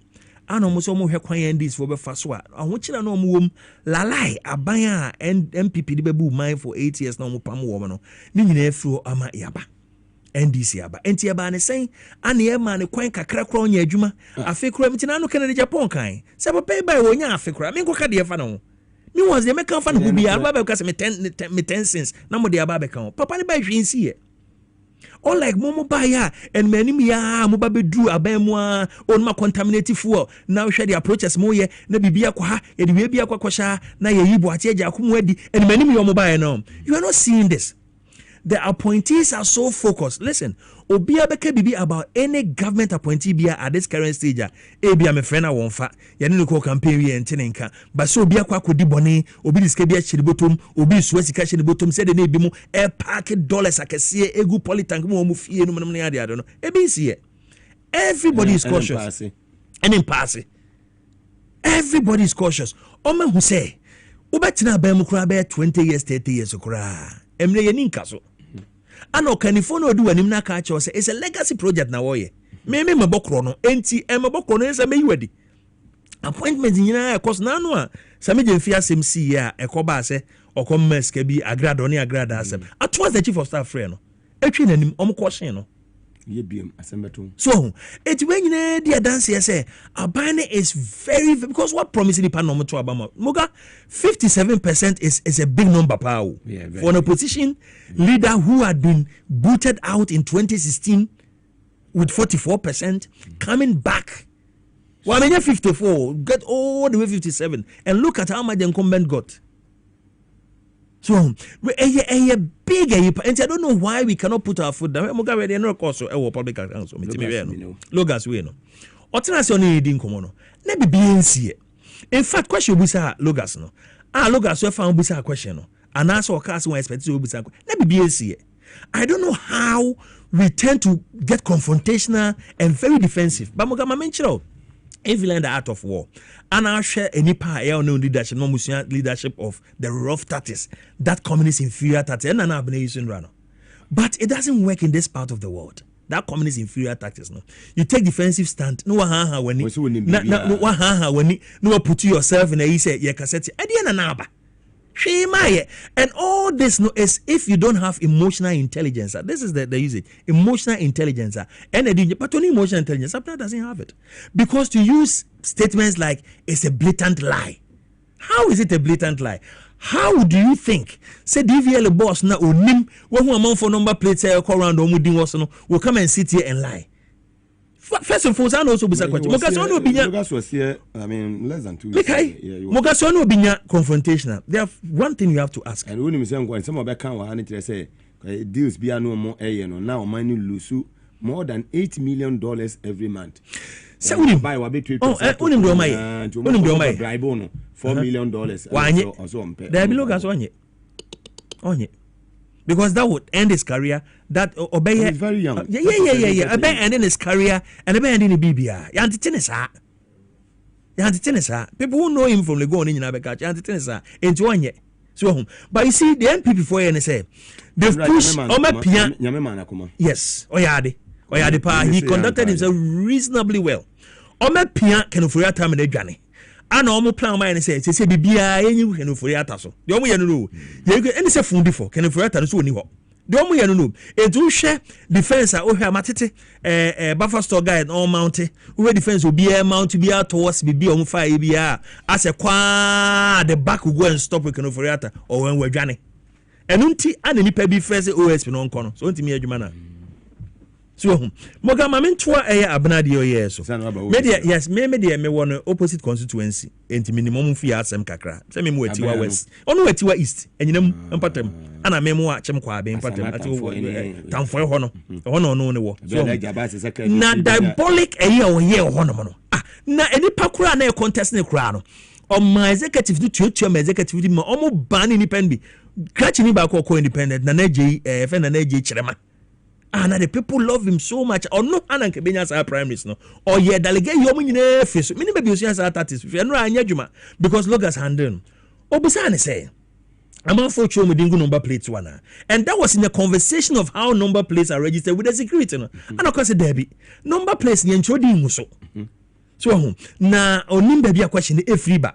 This was very, very, very genuine. It was honest answer, not the man. No, and tika emotional intelligence. I said, you have not how to follow up. I didn't say no. I have been seeing number plates among fooding also. Then you go back to tell us, oh no, and then you the generic number plates, and you the personalized ones, no, which everybody knows. But you go ahead to say, I could already 1 year, I could already 2 years, I could already 3 years. Can I papa number plates? How do you say this? As a member of parliament, the way you need power lead among food. It's what is for Abamano. You see, when people don't have that emotional intelligence, they shouldn't lead people. Because the question, you see, when you answer to that extent, Ubebu Sebe, Ubebu Sana questions, and then I walk at them, so I say, it was clear. Selogas didn't know the area now was veered towards now. You know, she had moved from the line and no conversation to move. Now, maybe the tram in Sumokran acquire or the honorable Nipe Faso. I'm telling you. Mo penny no office na sia na Kufuado. Mo penny na opese mo to abama no. Eye ba omia, ono kwantimi ni pe nkasasa. Mo guy if no ni pe Very responsible man. Papa person obem and he was an innocent bystander to the question. Vetting committee yeni afenyo. And to person which them catch us calm down. Public account committee so aye Mo ya hemfo. Mo anso na muni. You see Ghana no se mo da so dwen se mo dia. Ghana na nyamo dia o. Any MPP for Ghana. Ghana for dia. It doesn't matter the MPP or the NDC. There are some people they are apolitical. How many politicians? Ghana no Ghana for dia. Ghana for kutos ne beche de bedu omo so. But a public account committee sitting in omo hearings. Nye first time I heard ni. Debbie Aveji was the chairman. Debbie. Yen na witness in my course. Her conduct was very, very, very bad. Na enwe de na because the Logos we know are comporting no.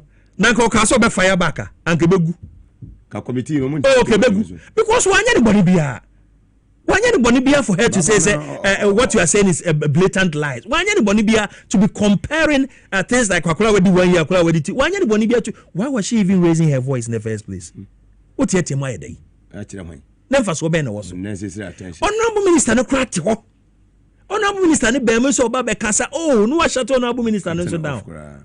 Simply because you have taken a position to say minister no as a DVL boss no humiliate you. That was not his point at all. That is the reason why the second apologize before. Yes. Or say before you already or say I'm sorry, but we don't put names on number plate. So he was still believing the lady thinks and I said the chair thinks the generic number plate they put names on it. I was not expecting you to ask me that question. And he wasn't expecting it. That was very honest. He wasn't expecting it at all because that was not the line of conversation. Logos was right? He was very honest and was right. And to whom I mean, because Debbie, you didn't understand my question, CEO. My question is, we have some number plates we've been seeing in town, which has names like Mugabe, which has names like this. Wait, no, say, oh yes, the number plates because he has no reason to lie. Everybody knows it. On throw said they are number plates like that. These are personalized number plates away from the generic ones. Sana neko pepe. But me, Logos going forward, any government appointing and say, you always have to stand on your grounds. The good thing is, when you are doing a good work, now you are saying what you know. I'm frustrated. Fantastic. You have to stand on your grounds.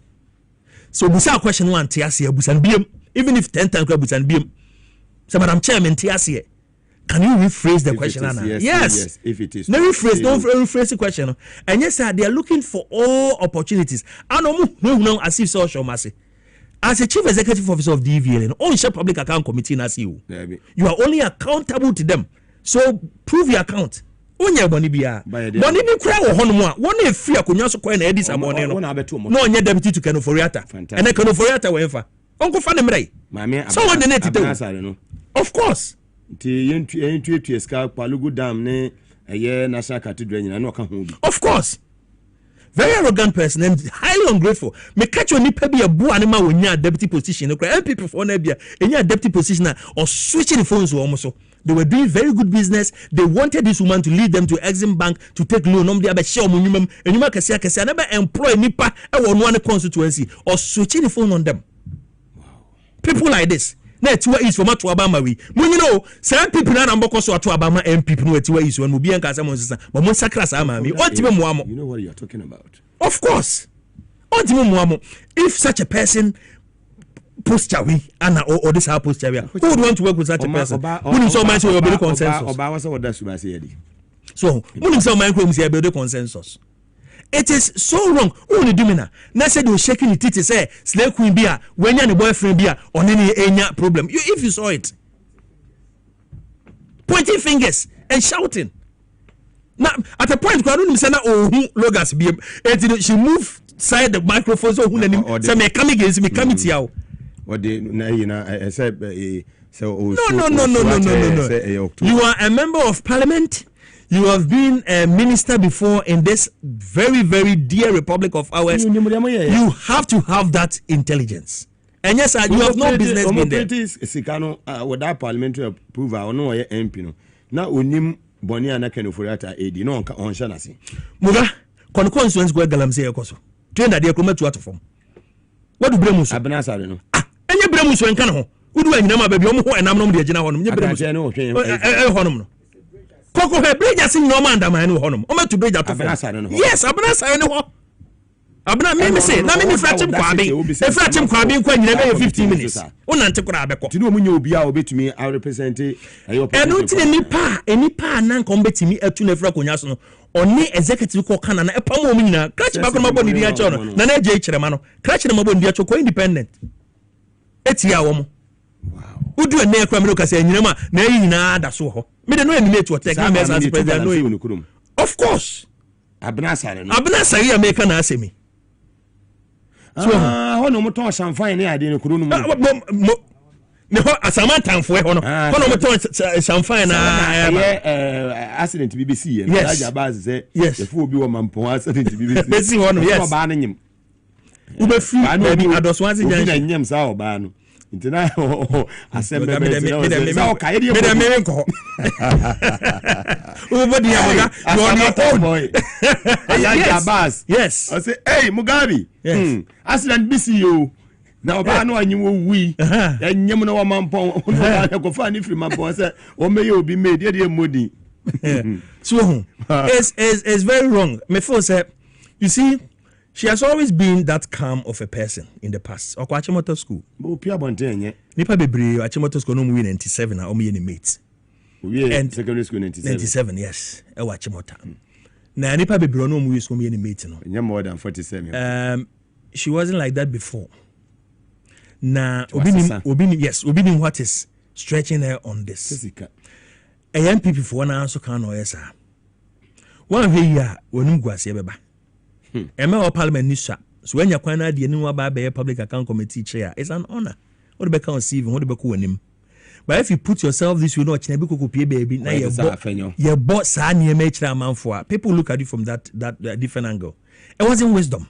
There was no need for that confrontation, no need for pointing fingers and shouting. There was absolutely no need. So what I say, if you feel say DVL boss, answer a question, it was bringing as if you don't know what you are saying. Rephrase that we won't say DVL boss and anti you had veered towards the content.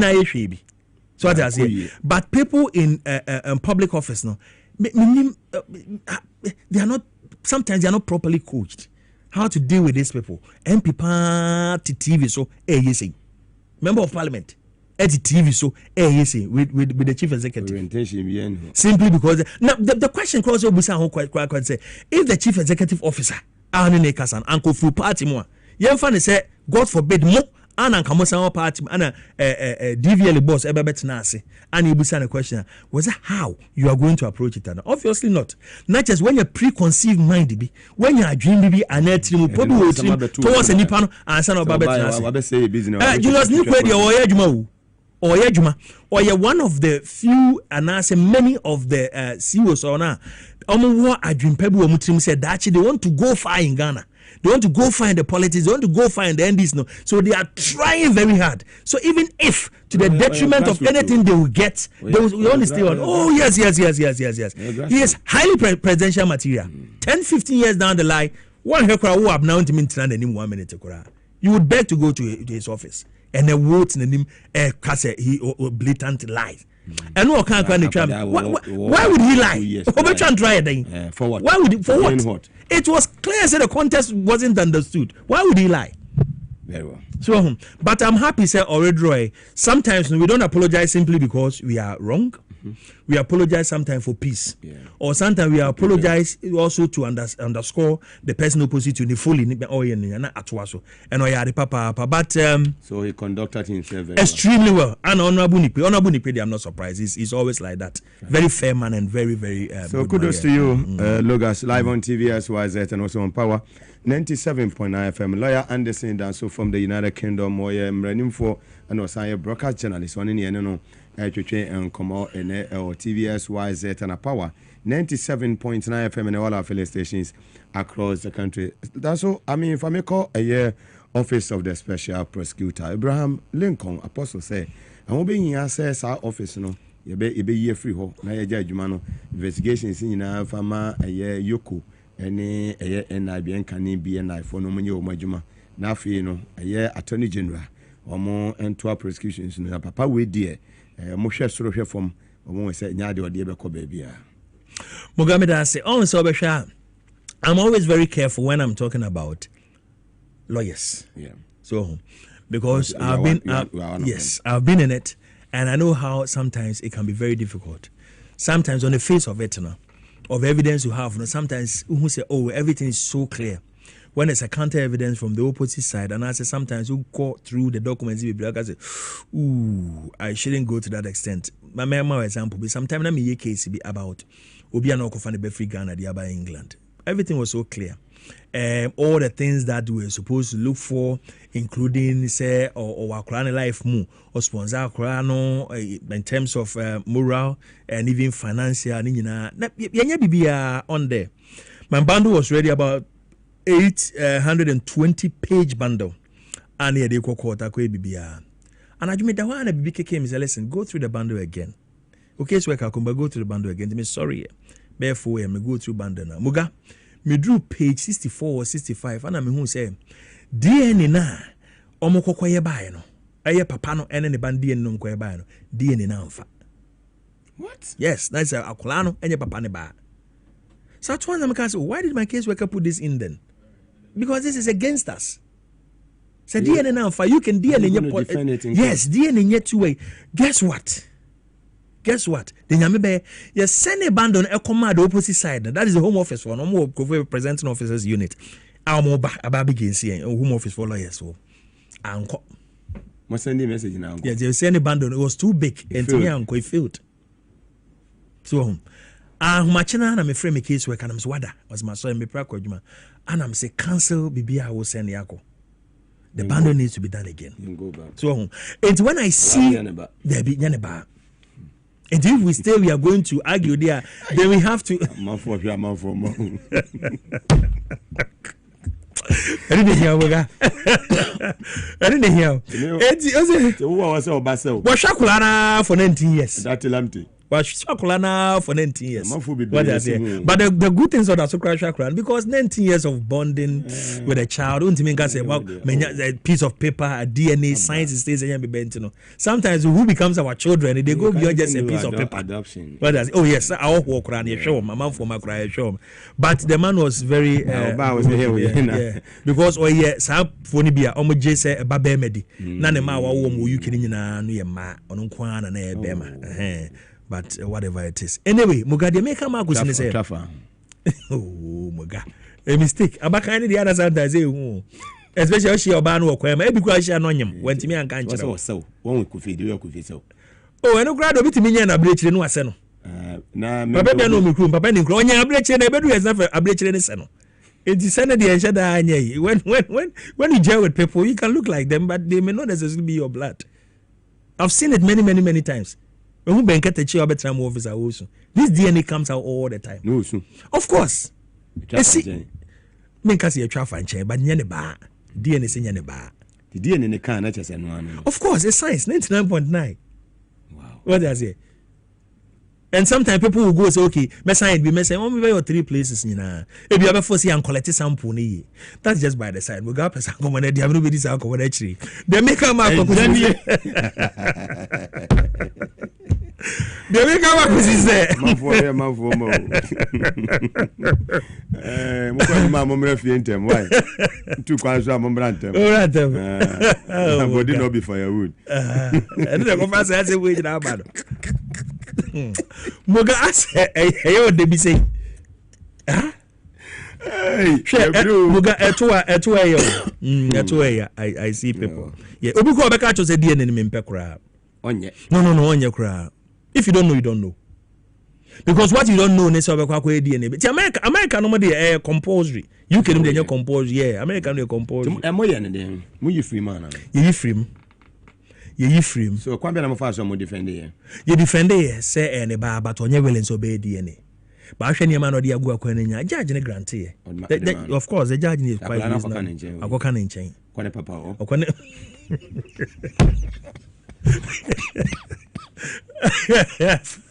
yeah carry on oh we no let's make about go so e santa nya ni say ya eti na me ma OSP na mere kakra me no kasa un say me mu wase un say me one of the prosecutors who OSP office na ya kasa me money din okay na okachem so receive 2 petitions said the OSP must go wow 2 petitions me no kasa 2 petitions now receive petition na also me the chief justice to work on it now apparently onususu say enye wonte onususu say papa twen olman twen say you swear justice BB ina no the man say well the mensa kani hwehwemu na moye mrenim for me the me president uma receive petition oh yes I'm telling you OSP ho yes I'm telling you, I won't say it on TV but I have the authority to back this.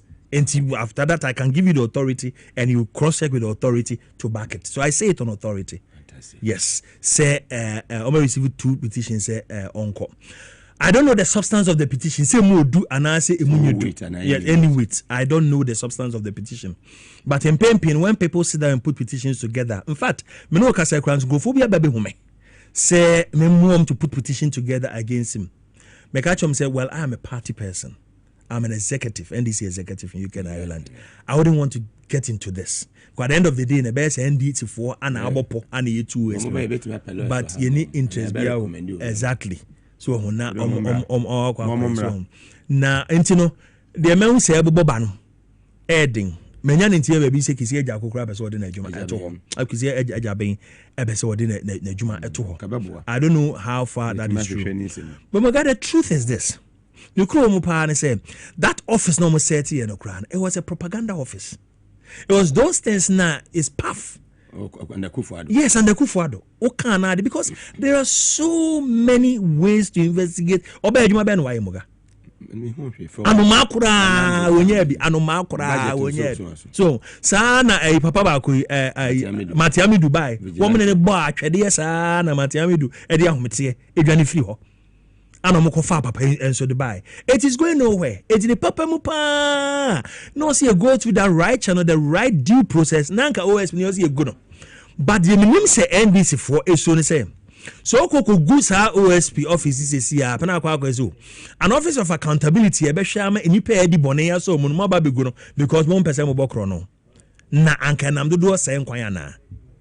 Of course, and I'm dodo say nkwan dey. But nkwan a ense say wo de prekese tum no yemfa prekese ntum esesa taste no and I changing kwan kola so and we would have to stand on our ground and tell Ghanaians say listen when on I hear superfluous I hear double work is going nowhere and you know yemfa nko parliament in trias yemfa nko no person that any nguro ana say any office ni fro because you yoko you was charge you ho age you honom NIB ho you was so many ways to investigate baby and decide but kan ya say as omo ba be chi obi akotum NDC for na ewia sika NDC for na edi sika and we ba be si onum omo say it was going nowhere na propaganda so na sa la no de bu man no and say yen so to ye de NDC MPP de na ye de ananya la enye la line command penny wo akwa tena se wo si free SHN me ye no September na o minister deputy minister in charge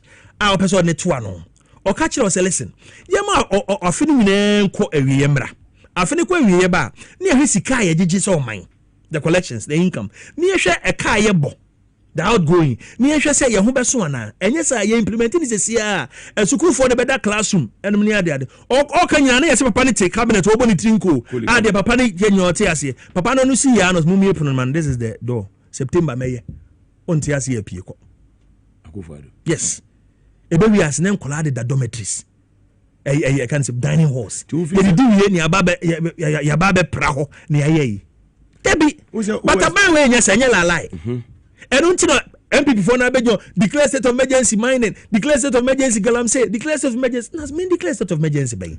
And them all say di gua kwem. We are testing it, we are trying it. Say anye ye be beko ko ni ahwe. But thank God, hwe enema ekoso. Hwe enema ekoso ayifo no naimofo no. Omo gi amanfo, omo pam amanfo chi Chinese fo, echi Ghana fo. The will of a pass be brass illegal man na ekoso. And why do you have to so and la line e bu mai dey say OSP no office no e be yanka ana say yes sano na obi anani abermra e me adwuma no Kennedy baby a obi a cha wo na awie ye tie Kennedy and sintantan and odi cancel fu and obi adi na and sintantan and odi cancel fu and sintantan and odi cancel fu and obi adinesi lawyer ono o defend the criminals criminal be a wo wiase bia akusi ajaben the person ko di it means he's a criminal. That foolish lawyer where you stupid ni sisa ge kurasini no and if you insult where you stupid ni sisa ge kurasini no and if you insult yes I have to. This is accusation of murder say me komunipa you serious nipa fuza wa hu ni sisi an old lawyer where you stupid ni sisa ge kurasini no and if you insult yes I have to. This is accusation of murder say me komunipa you serious nipa fuza wa hu ni sisi an ugly dude. He's an asshole. Won't show me personality siasa ni sin MPP a year 2028 ni omo pesi odi wo mani mbako oni Kennedy Japan hey Alan de wasi on pen wasi mu ja party na yeda mbom ya fast like esema ya na bafo etechere de dwumede ebro Victory Garlic Mesa from Dr. Amwako pe Victory ni benennom na emwa emma blood circulation no enko yi woni padua no wakoma ball pelipeli wonye bi na onoma abo yi papa wo honam edu ba bia ne tutu edu ba bia na sa na se ache wonsa wonan wonye Victory Garlic Mesa ni bi na onoma webo ni padua ni ye papa wo mfichiri anu ya se ball dwedwe menua ba pe bi no mo bi wontumi ni di wonum ato bruni beka se loss of appetite wonye Victory ni bi na onoma ebebo asese ni padua ni ye papa for 0242545633 0242545633 and 0201 293280 0201 Wofra Dr. Amakon Obejo so pharmacy shop herbal shop bi rebiano obenya bi ato es natural mineral water in sukrojin Ghana fo nyina agi atum bibi nennom ya brand na kama yenia yensu in sukrojin so de we say es natural mineral water we say simply natural bibi nennom ai me come show biemu uremo obenya bi we de na engagement na we wotopo no e de afre adofo bia na gathering bia no nso we say we de serve wo nkwada ni ko school of bisho mu bag mu na enum na entumi emwa efimu nso atobigu fie ema eyemofra no me come show biemu nation ado benya bi oba SYZ broadcasting na obi hu Mr. Robert sorry ba obi ma odudo na na ja wo so atu akoton for 0596273547 0596273547 ofra Clifford obejo so dudo bi apibia no wasabi to me account Hebron International School or Media of the Sanwam Road was to Tumiko for Abanebra, a Montessori akɔbada no bosome miɛnsa ɛnan ɛkɔ akɔsi mfie no mu yɛbɛgye ne natete ne kama na lower primary nso na akwanya hɔ na upper primary nso akwanya ɛwɔ hɔ tutumriko na Hebron Hills International School obiara gye ɔma tum sesei GS agrade ɔmo A ɛwɔ Ga West ya odu amasama ne patamu biara bo nse school ni so fɛfɛɛfɛ wura inside a wotumu sɛ baabi a mɔfra ne di agro mu didie wa no yɛ parent ya wani ɛbɛgye hɔ nkɔda ne kambrɔfo ma ne yɛ fɛ kɛkɛ fo ni ɛkyɛ Hebron Hills International School wɔ media of the Nsawam Road ɔmo bɛn media Presbyterian ɛyɛ GHS no pɛɛ hɔ ne Presbyterian Church no hɔ ɛna wobɛhu Hebron Hills International School wɔ se excel and shine Apostle Adum Chedua second chance papa nyame asomdwe nkan ho nhyira wo no anya wo kɛse ɛsa nipa dɔma wo boa wo mo nyuma asɛe wo mo ni bie nyame adwuma na wo yɛ na so no edu baabi kora ɛsɛ papa timi ka sɛ ne obi anto collection edu baabi a papa timi ka sɛ ene bibia menya yɛ bia mo kyema asɔre ma intense ti Apostle Adum Chedua don afɛ second chance yakopon nhyira no anya wo kɛse koso ayɛ adom na sɛ de wɔde na adom na o adomara kwa koso ne kyekye Philadelphia adehye no koso ne hyire wo mo saa papa ne nipa wo nipa papa nana ɛyɛ Chesi also nana yɛ kan gomua traditional ɛyɛ council na udimu titima yie papa nana JKP nana Chesi yakopon asumdwe enkan oni abusua ni nyina Power specialist about hospital semen kanchiro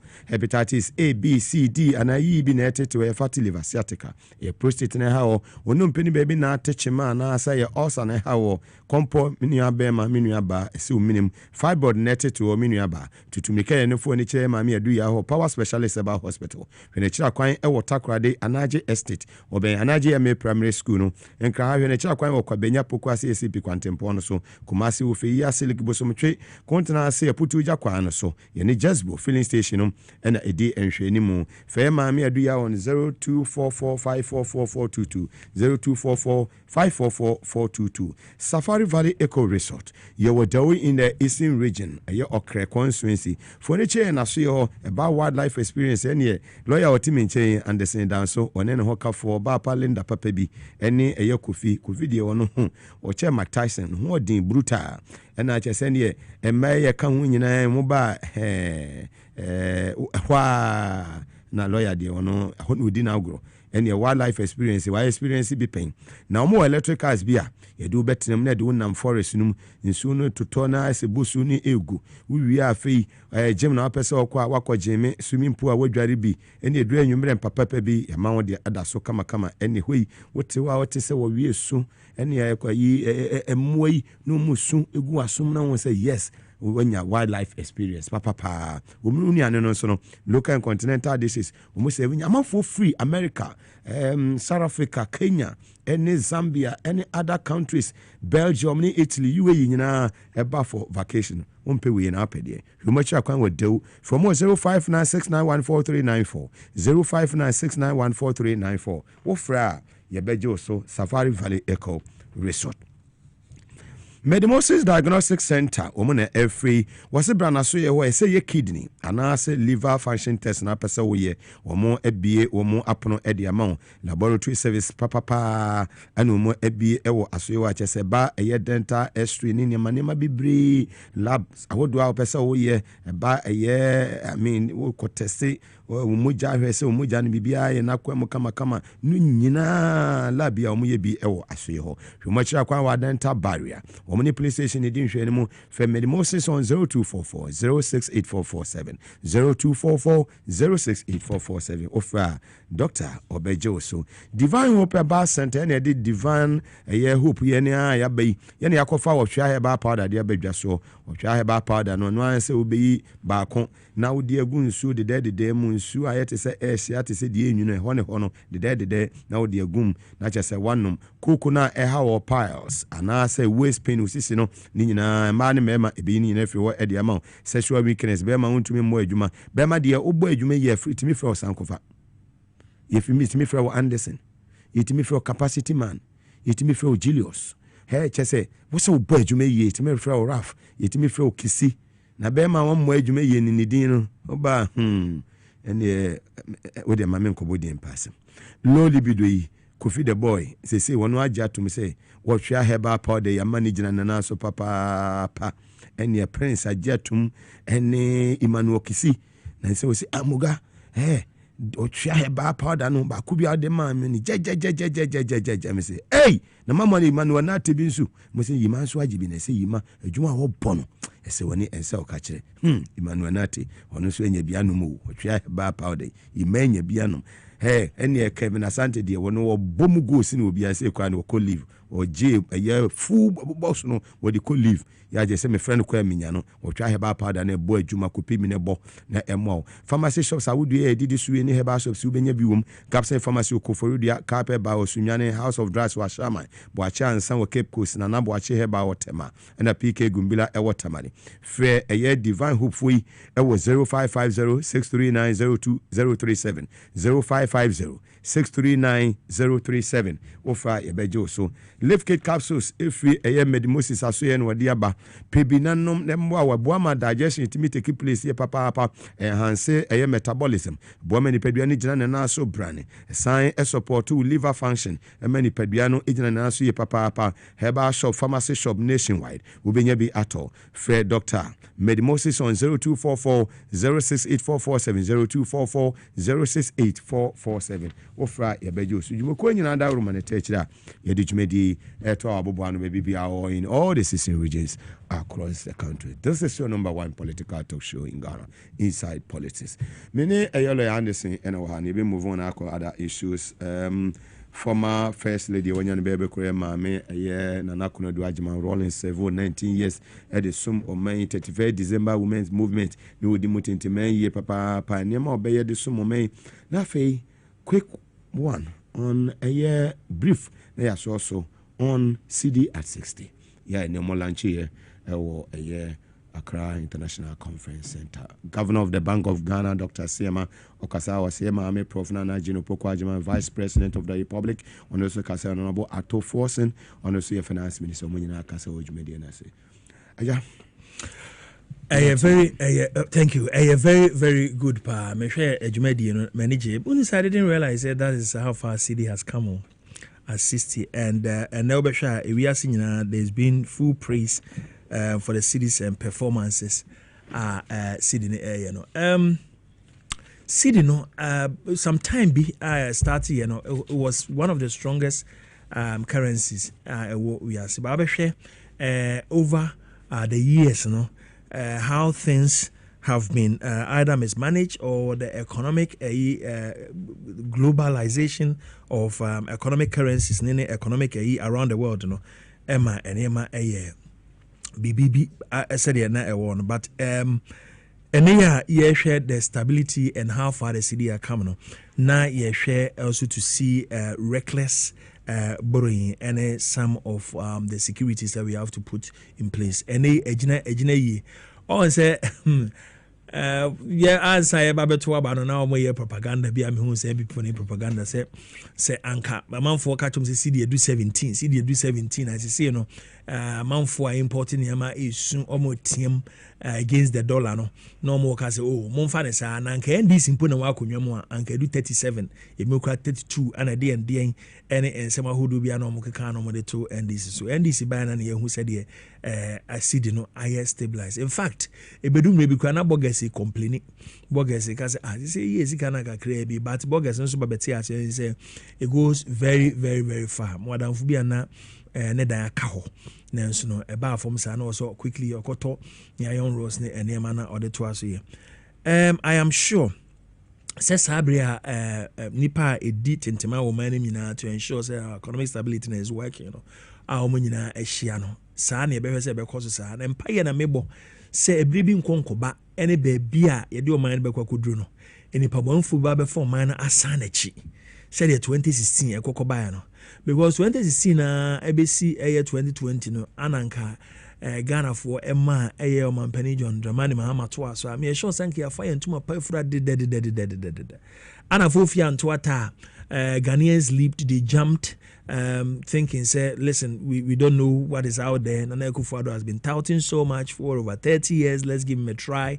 And yes, Ankeba, because the presidents we never got. Mokotra ya afi of our mind the banechi as you see as a yes brebim I front. But General Mani Muhammadi and I can say the project or any legacy project Ghana so than akuma so and minim say obenyin so ache won yese wonu a ombedi akonwa wie no makodwane akoshe the south of France say Bordeaux no mo tete eyi ba kuruma ansa no maba yi bi no ma san dwane no obetena ha ahwe de ekoso nyina enti so obobra papa ochine bi no amanfo behwe no maba bechia no maba mbu so obra papa na boy no any economy na adija na na ekoso no pepepe enti me de I'm very confident in the governor of Bank of Ghana, and I'm very confident in the finance minister Atuforsen.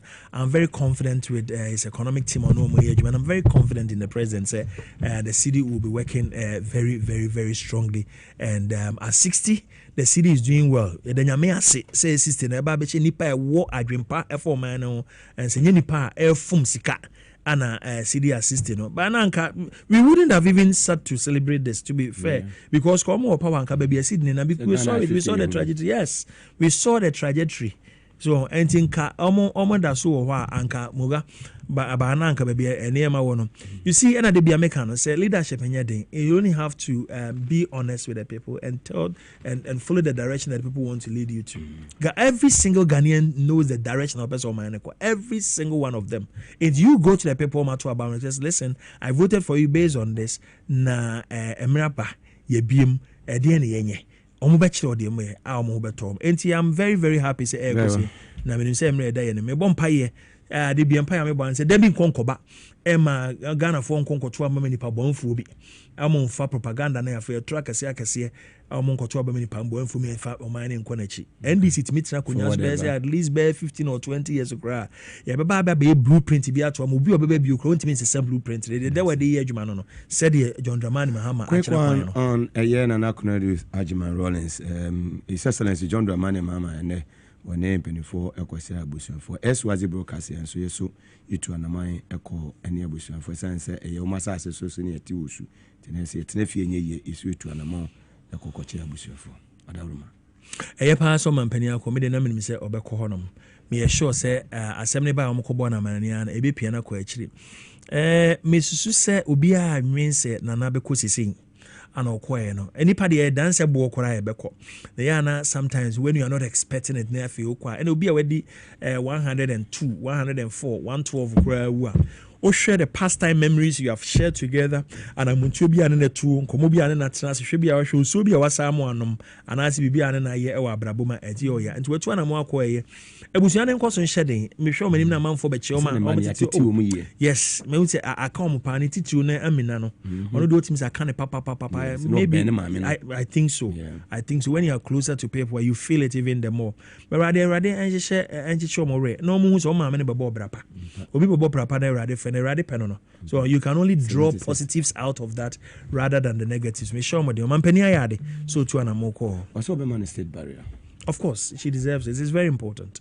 It's only fair and proper. Yeah. It's only fair and proper. And American, she never whispered the truth.